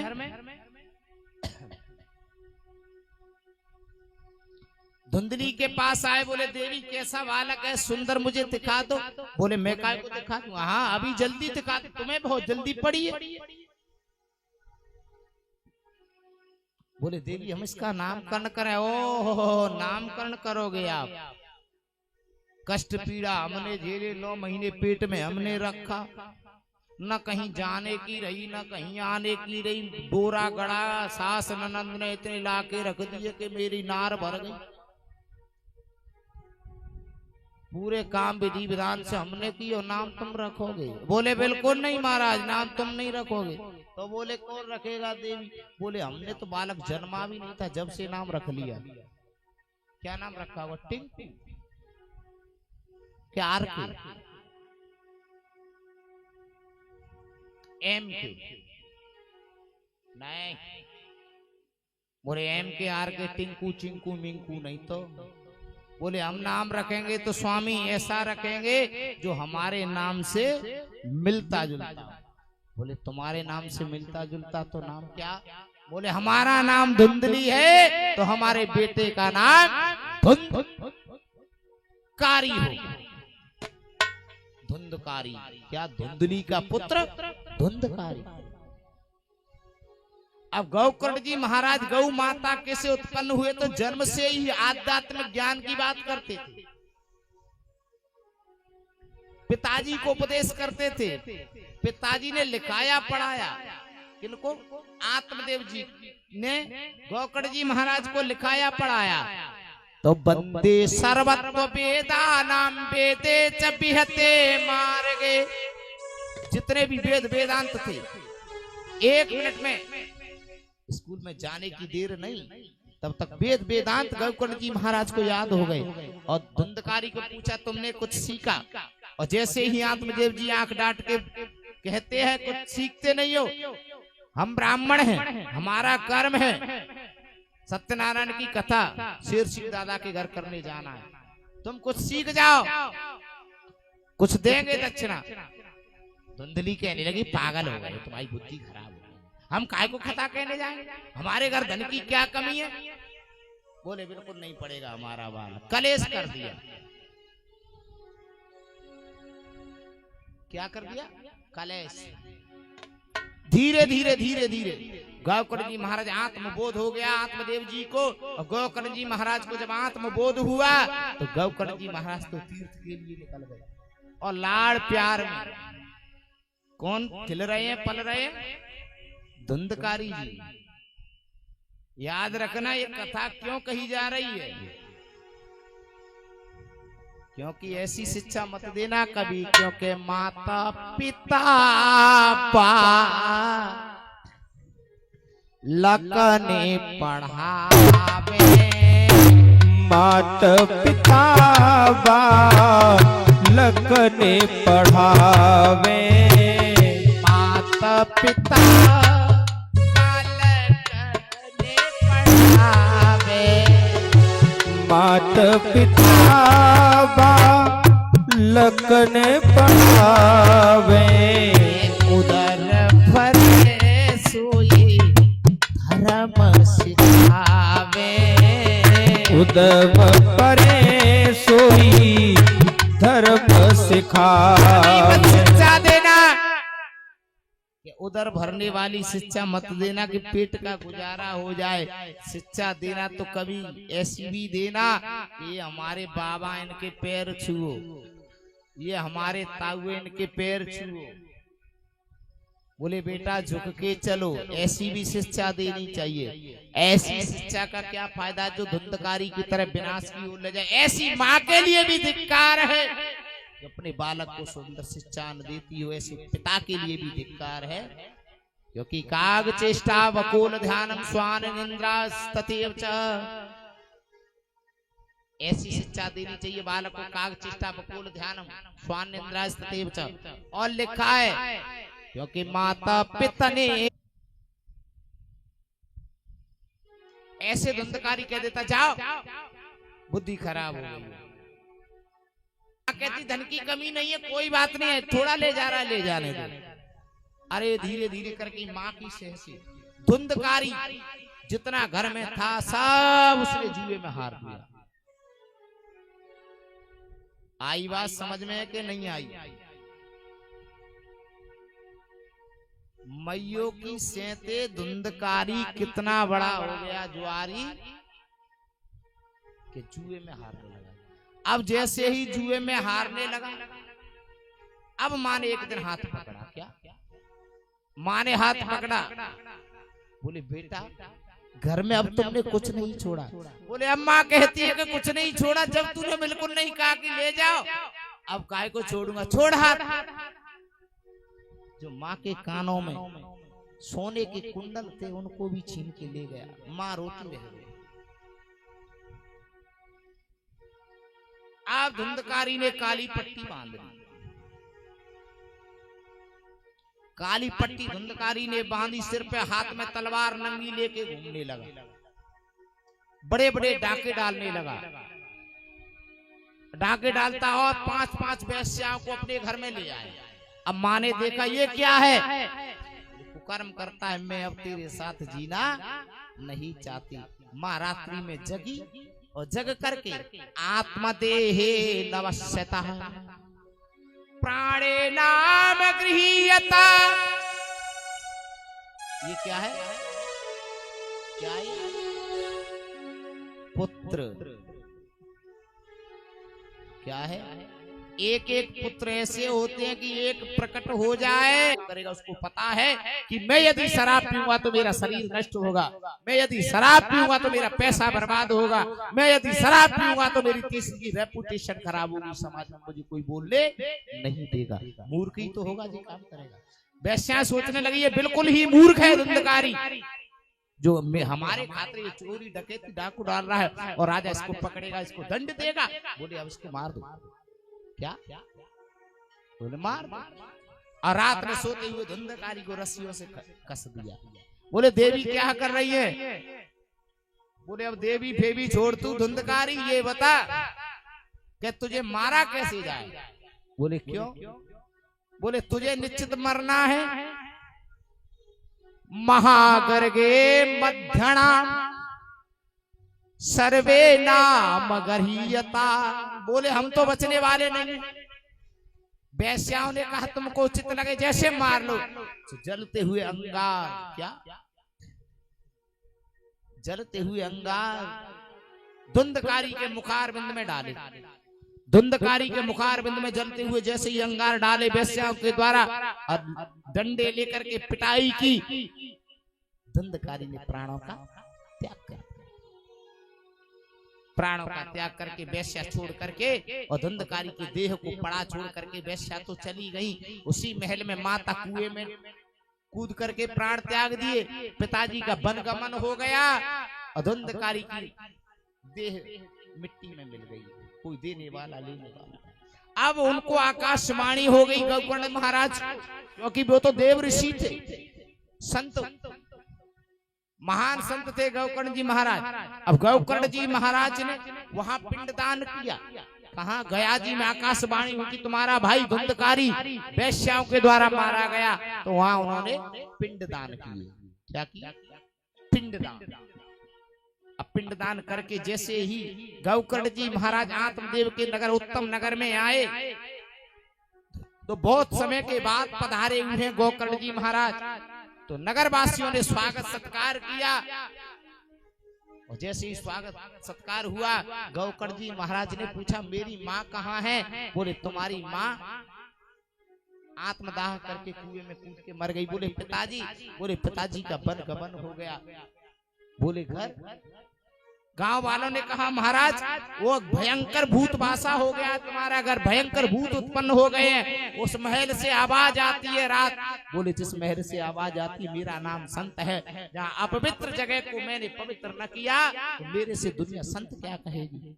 और ये संत के लक्षण, यदि दुनिया में संत ही भयभीत हो जाए तो दुनिया का उद्धार नहीं हो सकता। ये भागवत की कथा की शुरुआत ही संतों से हुई है और अंत भी संत से हुआ।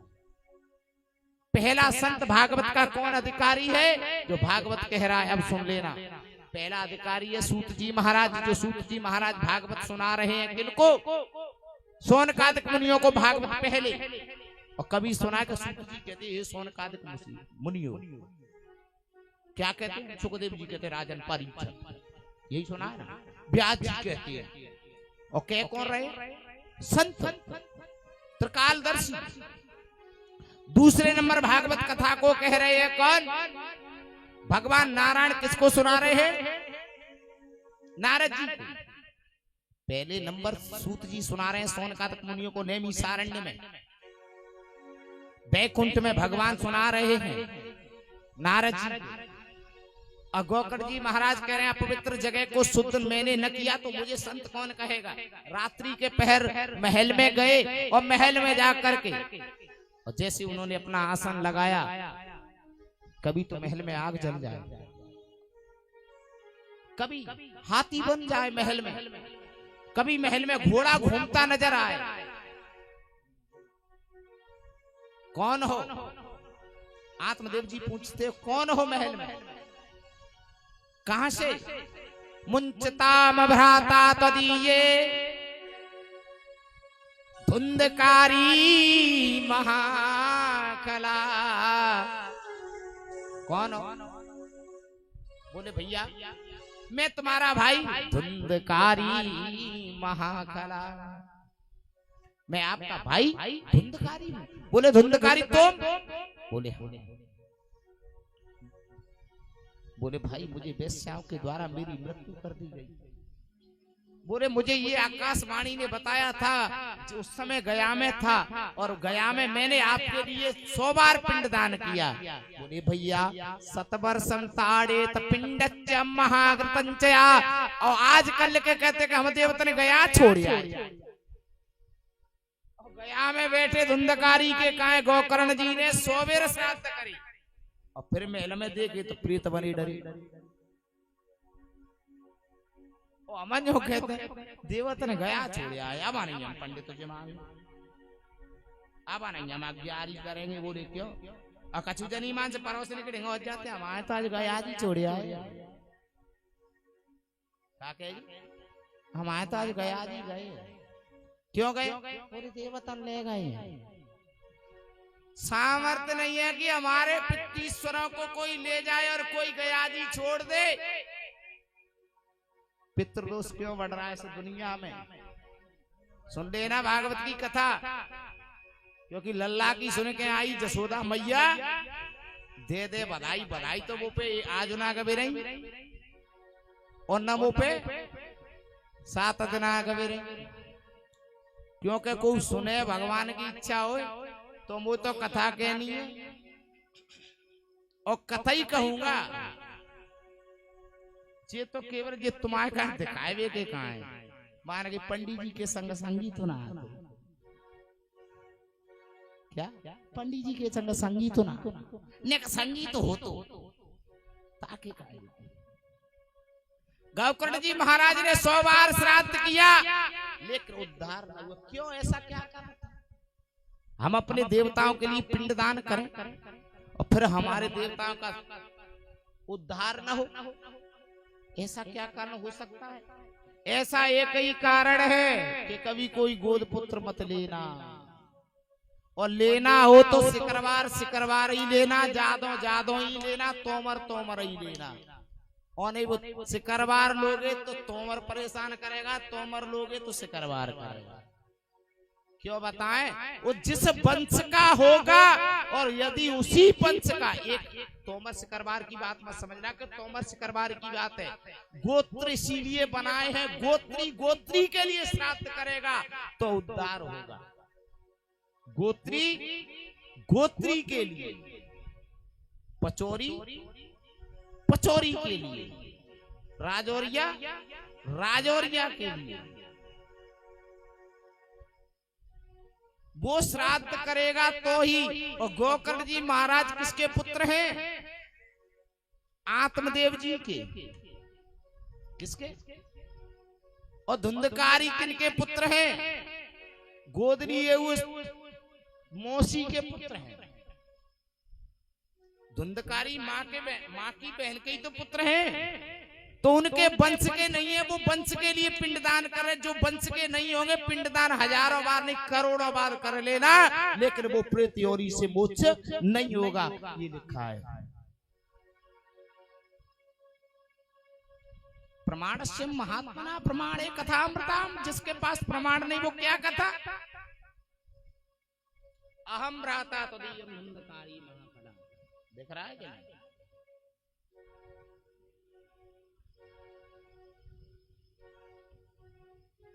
जो पिंड गोत्री होगा। अब धुंधकारी ने कहा भैया मेरे लिए 1,00,000 बार करना नहीं होगा।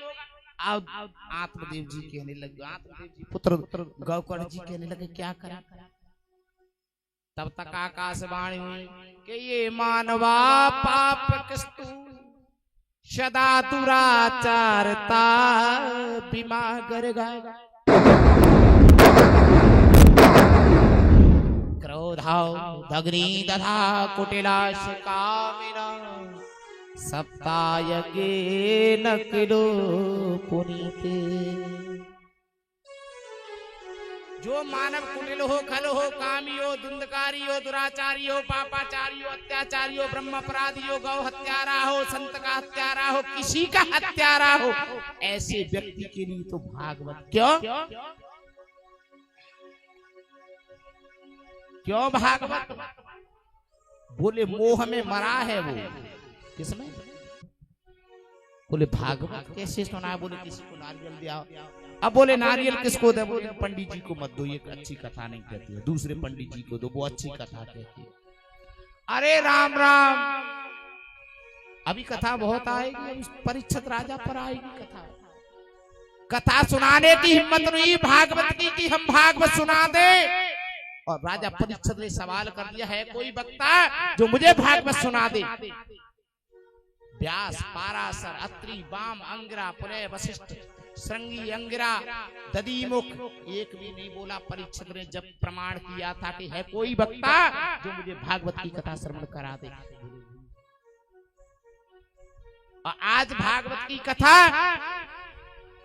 सुनाने वालों की कमी नहीं, उस समय सुनाने वाला नहीं था। आज कलयुग में सुनाने वालों की कमी नहीं थी, जब द्वापर था तब सुनाने वाला नहीं था। अब भागवत का प्रस्ताव रखा, बोले भागवत सुनाओ तुमको। बोले भागवत सुनानी है? बोले हाँ। बोले कैसे सुनाई जाए? बोले सुनाने के लिए तो एक ही साधन है। बोले क्या साधन है? बोले सुनाने के लिए तो एक ही साधन है। बोले क्या? बोले मंच लगाओ। क्या मंच लगाओ? पहले तो पंडित को नारियल दो, फिर बढ़िया टेंट लगाओ, फिर पोथी रखो, कलश यात्रा करो। कुछ नहीं, केवल शाम को आकाशवाणी हुई कि कथा सुनाओ, तो महाज्ञानी आत्मदेव जी के पुत्र गौकर्ण जी महाराज ने तुरंत उसी महल में अभिमंत्रित करके और जल लेकर के अंजलि आसन लगा करके और कथा सुना। कथा सुनाने लगे। और जैसे ही कथा सुनाने लगे, आए धुंधकारी सामने और हवा चले उड़ जाए। बोले बैठो भाई। बोले भाई मैं बैठ नहीं सकता हूँ। बोले क्यों नहीं बैठ सकते? बोले मैं इसलिए नहीं बैठ सकता हूँ क्योंकि प्रेत के शरीर नहीं होता। बोले हवा मुझे रुकने नहीं देती, वायु के प्रवेश से प्रेत भूत रुकते नहीं। बोले मैं प्रेत योनि में हूं, मैं क्या करूं भाई? धंधकारी तुम कहां बैठने के लिए स्थान? बोले मैं कथा एक पल सुन पाता हूं और हवा आती है मुझको उड़ा ले जाती है, मैं कथा नहीं सुन पा रहा हूं भाई, मत कहो कथा। बोले उद्धार करना है तो तुम्हें कथा सुननी पड़ेगी। बोले भाई मुझे ऐसी जगह बिठा दो जहां मुझे हवा ग्रसित न करे। गौकर्ण जी ने कहा ये बात अच्छी कही। बोले आस आस देखा कुछ नहीं, तो एक बांस का बिरवा था। क्या? बांस का बिरवा। उस बांस के बिरवे में बोले इसमें हवा नहीं जा सकती। धंधकारी को बिठा दिया। बोले बैठ जाओ भाई। अब गौकर्ण जी कहने लगे श्रीमद् भागवताम यज्ञच्चया धुंधकारी महाकला देवी प्रथमे कथाया। जाओ पहले दिन की कथा का जयकारा दिया। बोले भागवत भगवान की जय हो। एक ग्रंथि फट गई और दूसरी ग्रंथि में धुंधकारी प्रवेश कर गया। धुंधकारी महाकला। क्या? धुंधकारी महाकला कथामृते दिवसचया। जो दूसरे दिन का जयकारा लगाया, दूसरी ग्रंथि फटी धीरे धीरे धीरे धीरे करके। और जब अंतिम दिन आया, सप्तम दिवस का दिवस हुआ, और सप्तम दिवस में जैसे ही सातवीं ग्रंथि का जयकारा लगा, बोल भागवत भगवान की ग्रंथि फट गई और बैकुंठ से एक दिव्य विमान आया जिसमें चमकीले चमकीले चतुर्भुज रूप। क्या? चतुर्भुज रूप। के भगवान, कैसे? चतुर्भुज रूप के भगवान के दिव्य पार्षद और सुंदर चेहरा, बलकल वस्त्र धारण किए और विमान में बैठ करके आए। बोले धुंधकारी हाथ पकड़ो। क्या? धुंधकारी हाथ पकड़ो। धुंधकारी ने कहा आप कौन हो? बोले तुमने भागवत सुनी है, तुम्हारा उद्धार हो गया है, भगवान ने हमको भेजा आपको लेने के लिए। धुंधकारी के नेत्र सजल हो गए, कहने लगे कृष्णम त्वदीय कृष्णया बंधीनाम प्रभावेना सर्वे सर्वसत्त्वाना। यदि मैं शरण में जाता राघव की, शरण में जाता कृष्ण की, तो आज मुझे दिव्य विमान क्या, मुझे भगवान लेने आता। ये दिव्य नहीं आते, समझ गया। बोले विमान में बैठ गया धुंधकारी, और विमान में जैसे ही धुंधकारी महाराज बैठे और दिव्य पार्षद बैकुंठ की ओर चले गए, तब तक एक मैया खड़ी हो गई कथा में। बोले पंडित जी झूठी बात।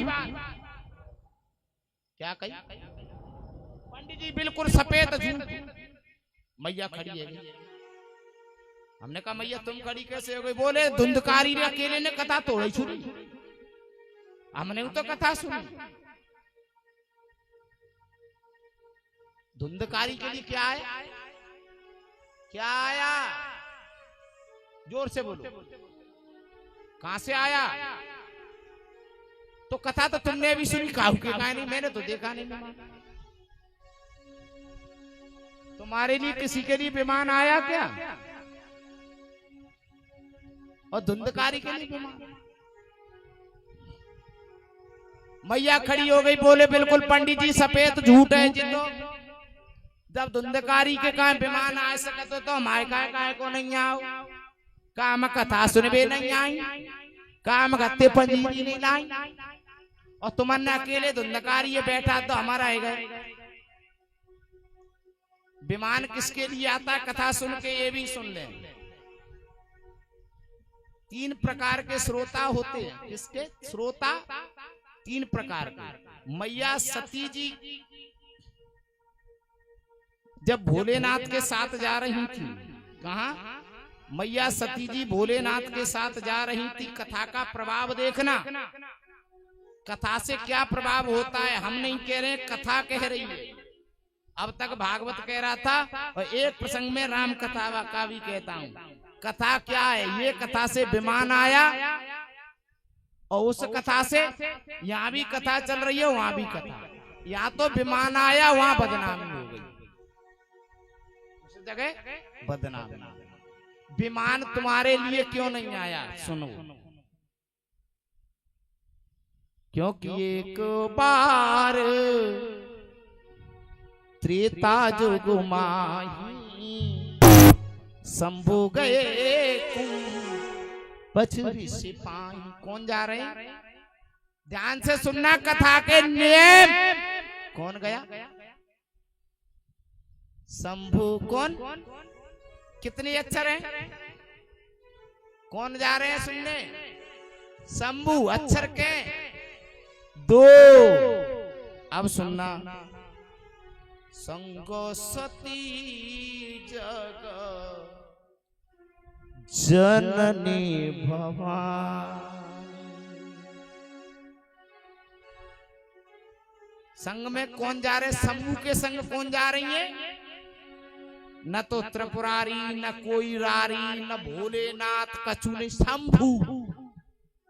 और मैया सती को जग जननी भवानी, सारे संसार की आदि शक्ति पारंबा दुर्गा जग जननी। लेकिन आगे गई, आश्रम में पहुंची। ध्यान से सुनना, आश्रम में पहुंची और प्रणाम किया अगस्त्य मुनि को, बैठ गई। तो राम कथा मुनि बरज बखानी, और सुनी महेश। कथा सुनने कौन गए? कौन गए? 2 अक्षर वाले शंभु। सुनी महेश। कथा कौन सुन रहे हैं? महेश। अक्षर कितना बड़ा? 2 से कितने हो गए? 3। और मैया सती का नाम। आई तो जग जननी तुलसीदास जी को पूछा कि मैया सती जी भी तो कथा सुनने गई, तुमने भोले को तो महेश, शंभू को तो महेश कर दिया, उनका नाम काट दिया। आप वो कहने लगे गोस्वामी जी हम पागल थोड़े ही हैं, तो ऐसे कथा लिखे। बोले क्या? बोले कथा ही सुनने नहीं आई, कथा सुनने तो आई लेकिन कथा में थी नहीं, उनका मन गोल गप्पे किस पे? बोले कथा ही नहीं सुननी, और जो कथा नहीं सुनते हम उनका नाम नहीं लिखते, बिल्कुल भी नहीं। अब कथा का तो इतना बड़ा प्रभाव है, जग जननी से कहीं की भी नहीं, बेमान तो बाद में आएगा। अब और सुनो, ताई सन पिता मांगी कौन? ताई सन पिता मांगित्र पुरारी। अब सती माता को सुनना, भवनो चली सो दक्ष कुम्हारी। अरे राम राम बाबा, धन्य है तुलसी, तेरी कला को तो धन्य है बाबा तुलसी, तूने समाज को जितना सिखाना है वो सिखा के रहा है बाबा। तेरे जैसा तो कलम की किसी दुनिया में नहीं लिखने वाला पैदा हुआ। बोले क्या? बोले जो पति का अपमान करती है,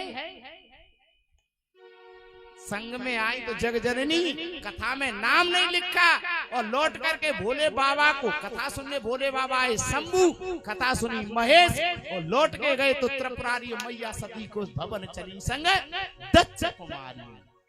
और कथा सुन लेती तो जग जननी की जग जननी रहते। कथा के नियम है, मैया सती की तरह यदि कथा में आओ तो कथा श्रवण करो, ये जीवन का ततुल्य है, ये जीवन का ही आधार है। और जीवन का मूल आधार क्या है?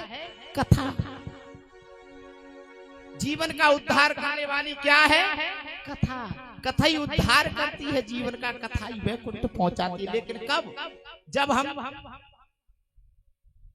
एक मैदान में प्रदर्शनी में एक महात्मा ने दो मूर्ति रखी, और दोनों मूर्तियों की रेट बराबर नहीं, दोनों मूर्ति एक जैसी, दोनों पीतल की, कोई कमी नहीं। एक मूर्ति 1000 की, एक मूर्ति 10,000 की, और नुमाइश के लिए प्रदर्शनी रख दी। क्या? नुमाइश के लिए प्रदर्शनी रख दी, बिल्कुल मैदान में। जब प्रदर्शनी मैदान में रखी तो कलाकार देखने वाले आए, नुमाइश प्रदर्शनकारी आए, पूछा ये मूर्ति का भाव क्या है? महात्मा कहते एक मूर्ति का 1000 और एक मूर्ति का 10,000। और उठाने वाले का ये 10,000 वाली सोने की है। बोले नहीं, बिल्कुल प्योर पीतल है। बोले ऐसा? बोले ये तो तुम ही बता सकते हो कि 1000 वाली कौन है और 10,000 वाली कौन है। अरे राम राम, लाखों करोड़ों की भीड़ हो गई, लेकिन कोई बता नहीं पाया। उसी रास्ते से एक संत निकल के जा रहे थे। संत ने कहा क्या हो रहा है? बोले प्रदर्शनी हो रही है। बोले कैसी? बोले महात्मा के पास 2 मूर्तियां। बोले हम दिखाएंगे। जो महात्मा को पूछा कि महात्मा ये बताओ तुम्हारी मूर्तियों का भाव क्या है, तो हाथ उठा करके कहा एक मूर्ति 1000 की है और एक मूर्ति 10,000 की है। बोले नुमाइश करनी है, दोनों प्योर पीतल की, दोनों एक जैसी हैं। महात्मा ने कहा ठीक है। एक सूतली ली और कान से डाली और जा कान से निकल गई। बोले महात्मा ये तो तेरी 1000 की है। और एक दूसरी सूतली डाली, वो पूरी अंदर पेट में चली गई। बोले महाराज ये तुम्हारी 10,000। विमान तो उनके लिए आएगा, कथा सुनोगे और एकत्रित होके तो विमान निश्चित आएगा। आज नहीं आएगा, कब आएगा? कब आएगा? विमान जरूर आएगा। कि बिना पग चला ही सुनहि बिनु कान्हा, और श्रवण रंद अहि भवन समाना।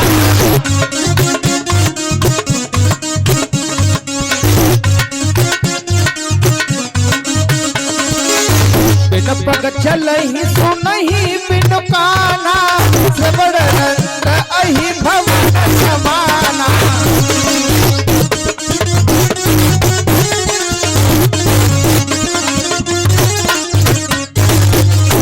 मेरी बात सबता की समझ में आई। विमान आएगा निश्चित बात है, मैं कह रहा हूं कि विमान अच्छा आएगा और सप्ताही में आएगा, सप्ताही में आएगा। और दो तरह के विमान, एक तो यमराज वाले विमान है और एक बैकुंठ वाले विमान। विमान दोनों के पास, पर उसमें काले काले, उसमें चमकीले। जैसे मूर्ति की तरह अंदर डाल लोगे तो चमकीले आ जाएंगे, और जा से निकाल के या से निकाल दो तो काले ही काले आएंगे। रस्सी पकड़ के आज की कथा का विराम यही होता है। कल की कथा ठीक 12 बजे प्रारंभ होगी। बोलिए भागवत भगवान की जय, नारायण भगवान। चलिए बड़ा ही प्यारा सा भजन लेके चलते हैं।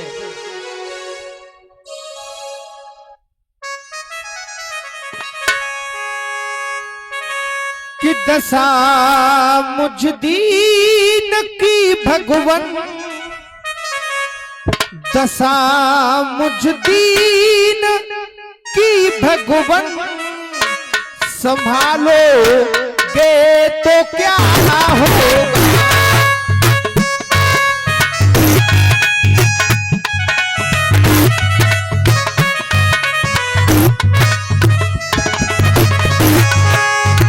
दशा मुझ दीन की भगवन, संभालो गे तो क्या होगा।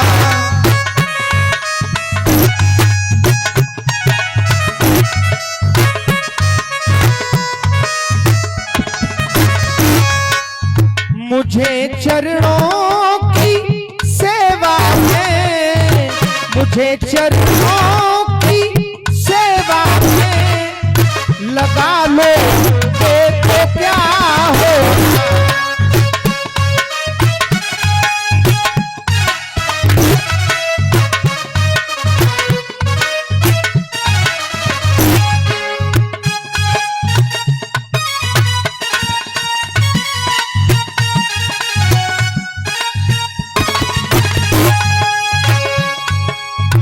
यहाँ सब लोग कहते हैं तू मेरा है, तू मेरा है।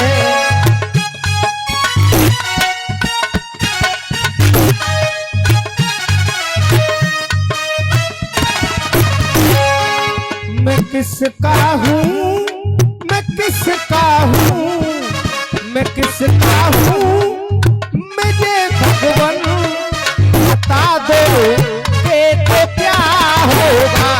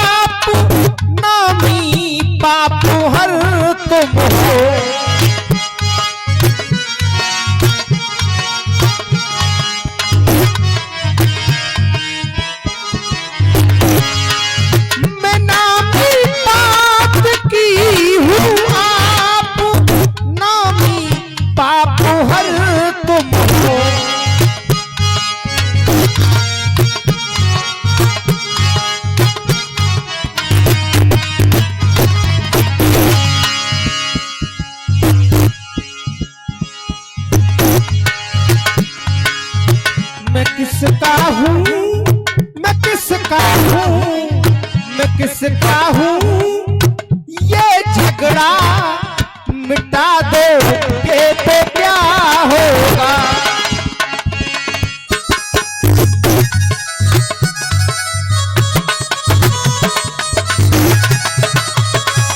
दशा मुझ दीन की भगवान, दशा मुझ दीन क्या हो।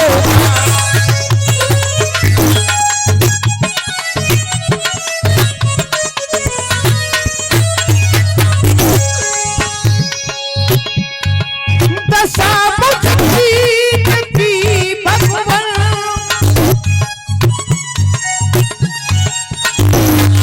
संभालोगे तो क्या होगा।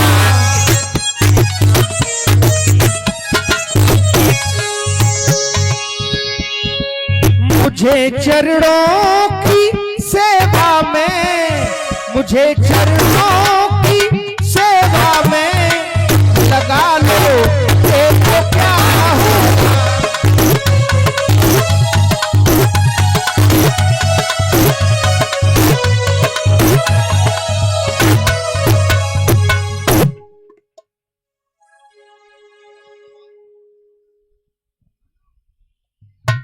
आर्तिक्यार्थं नमस्करोमि।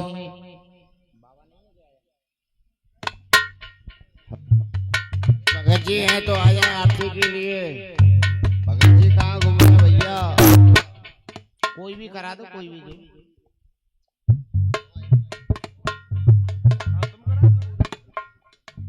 बबलू का करवा दो, कोई भी कर दे। परीक्षा भूमिया बाबा। बोलिए भूमिया सरकार की, गोविंद भगवान की जय हो। हरि ओम। माँ चंद्रमा मनसो जाता चक्षु बाबा आगे बाबा। तुम दोनों ही कर देंगे। हे ओम माँ चंद्रमा मनसो जाता चक्षु सूर्यो अजायत श्रोत्राद्वाय वायुच प्राणश्च मोका अग्निरजायत।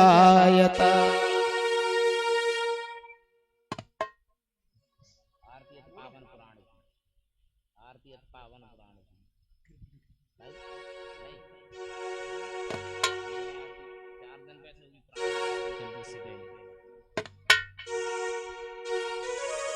ओम हरि पुनन्दमामदेव जनाः पुनन्दम मनस्यादयाः।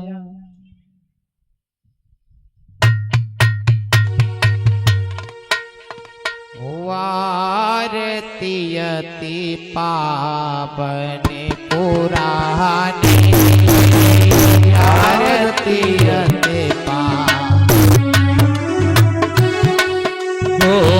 आरती अति पावन पुराणे की धर्म भक्त में खाने खाने की।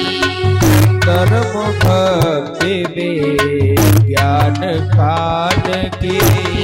महापुराण भागवत निर्मल, महापुराण भागवत निर्मल। सुख मुख विगलित निगम काल गोपल।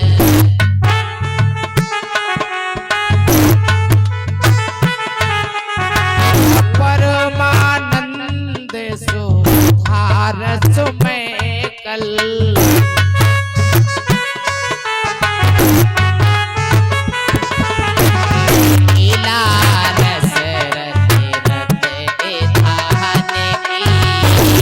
आरती अति पावन पुराण की।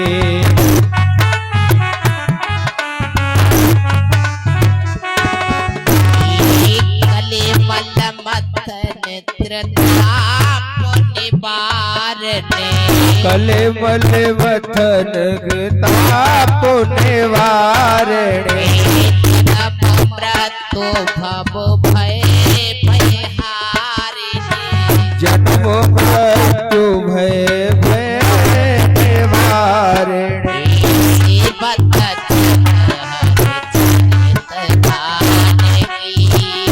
आरती अति पावन पुराण की। धर्म भक्ति विज्ञान का।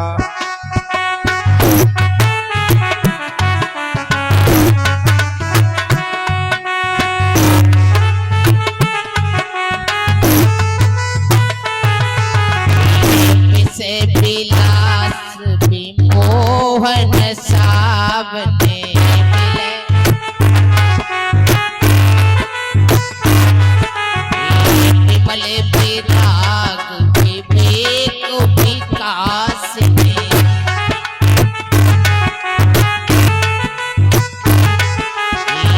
भगवत तत्व रहस्य प्रकाश ने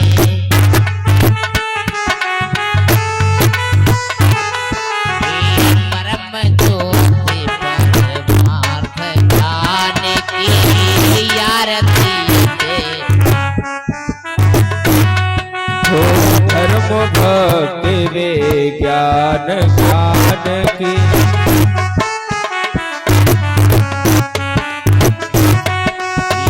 परमहंस मुनि मन उल्लास में परमहंस मन मुनि उल्लास में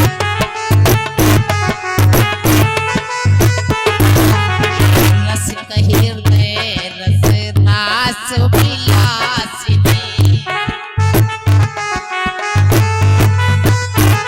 भक्ति मोक्ति रति प्रेम सुखास ने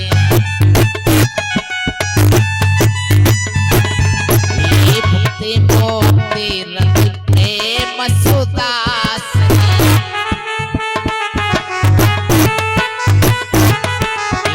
कथा जनकी सुजान की आरती के पावन पुराण के आरती पावन पुराण की आरती ते पावन पुराण के भक्ति विज्ञान ज्ञान के आरती पावन पुराण की आरती ते पावन पुराण के कर्पूर करुणा संसार सारो जगत हारो सदा वसंतम हृदयारविंदे भवं भवानी सहितं नमामि त्वमेव माता पिता त्वमेव त्वमेव बन्धो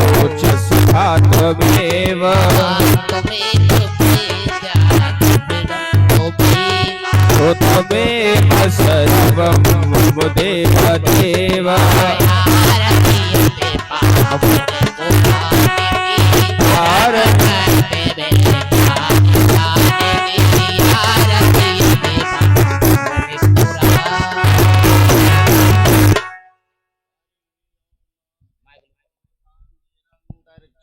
शांति पृथ्वी शांतिरापः शांतिरोगदयः शांति वनस्पतयः शांति विश्वे देवाः शांति ब्रह्म शांति मंत्रपुष्पांजलिः ओम जगनेन जगन्महि जन्तु देवस्थान धर्माणं प्रथमे मांसन्नः देहनागं मयमानः सचन्त जत पूर्वे साध्यः सन्ति देवः हरिः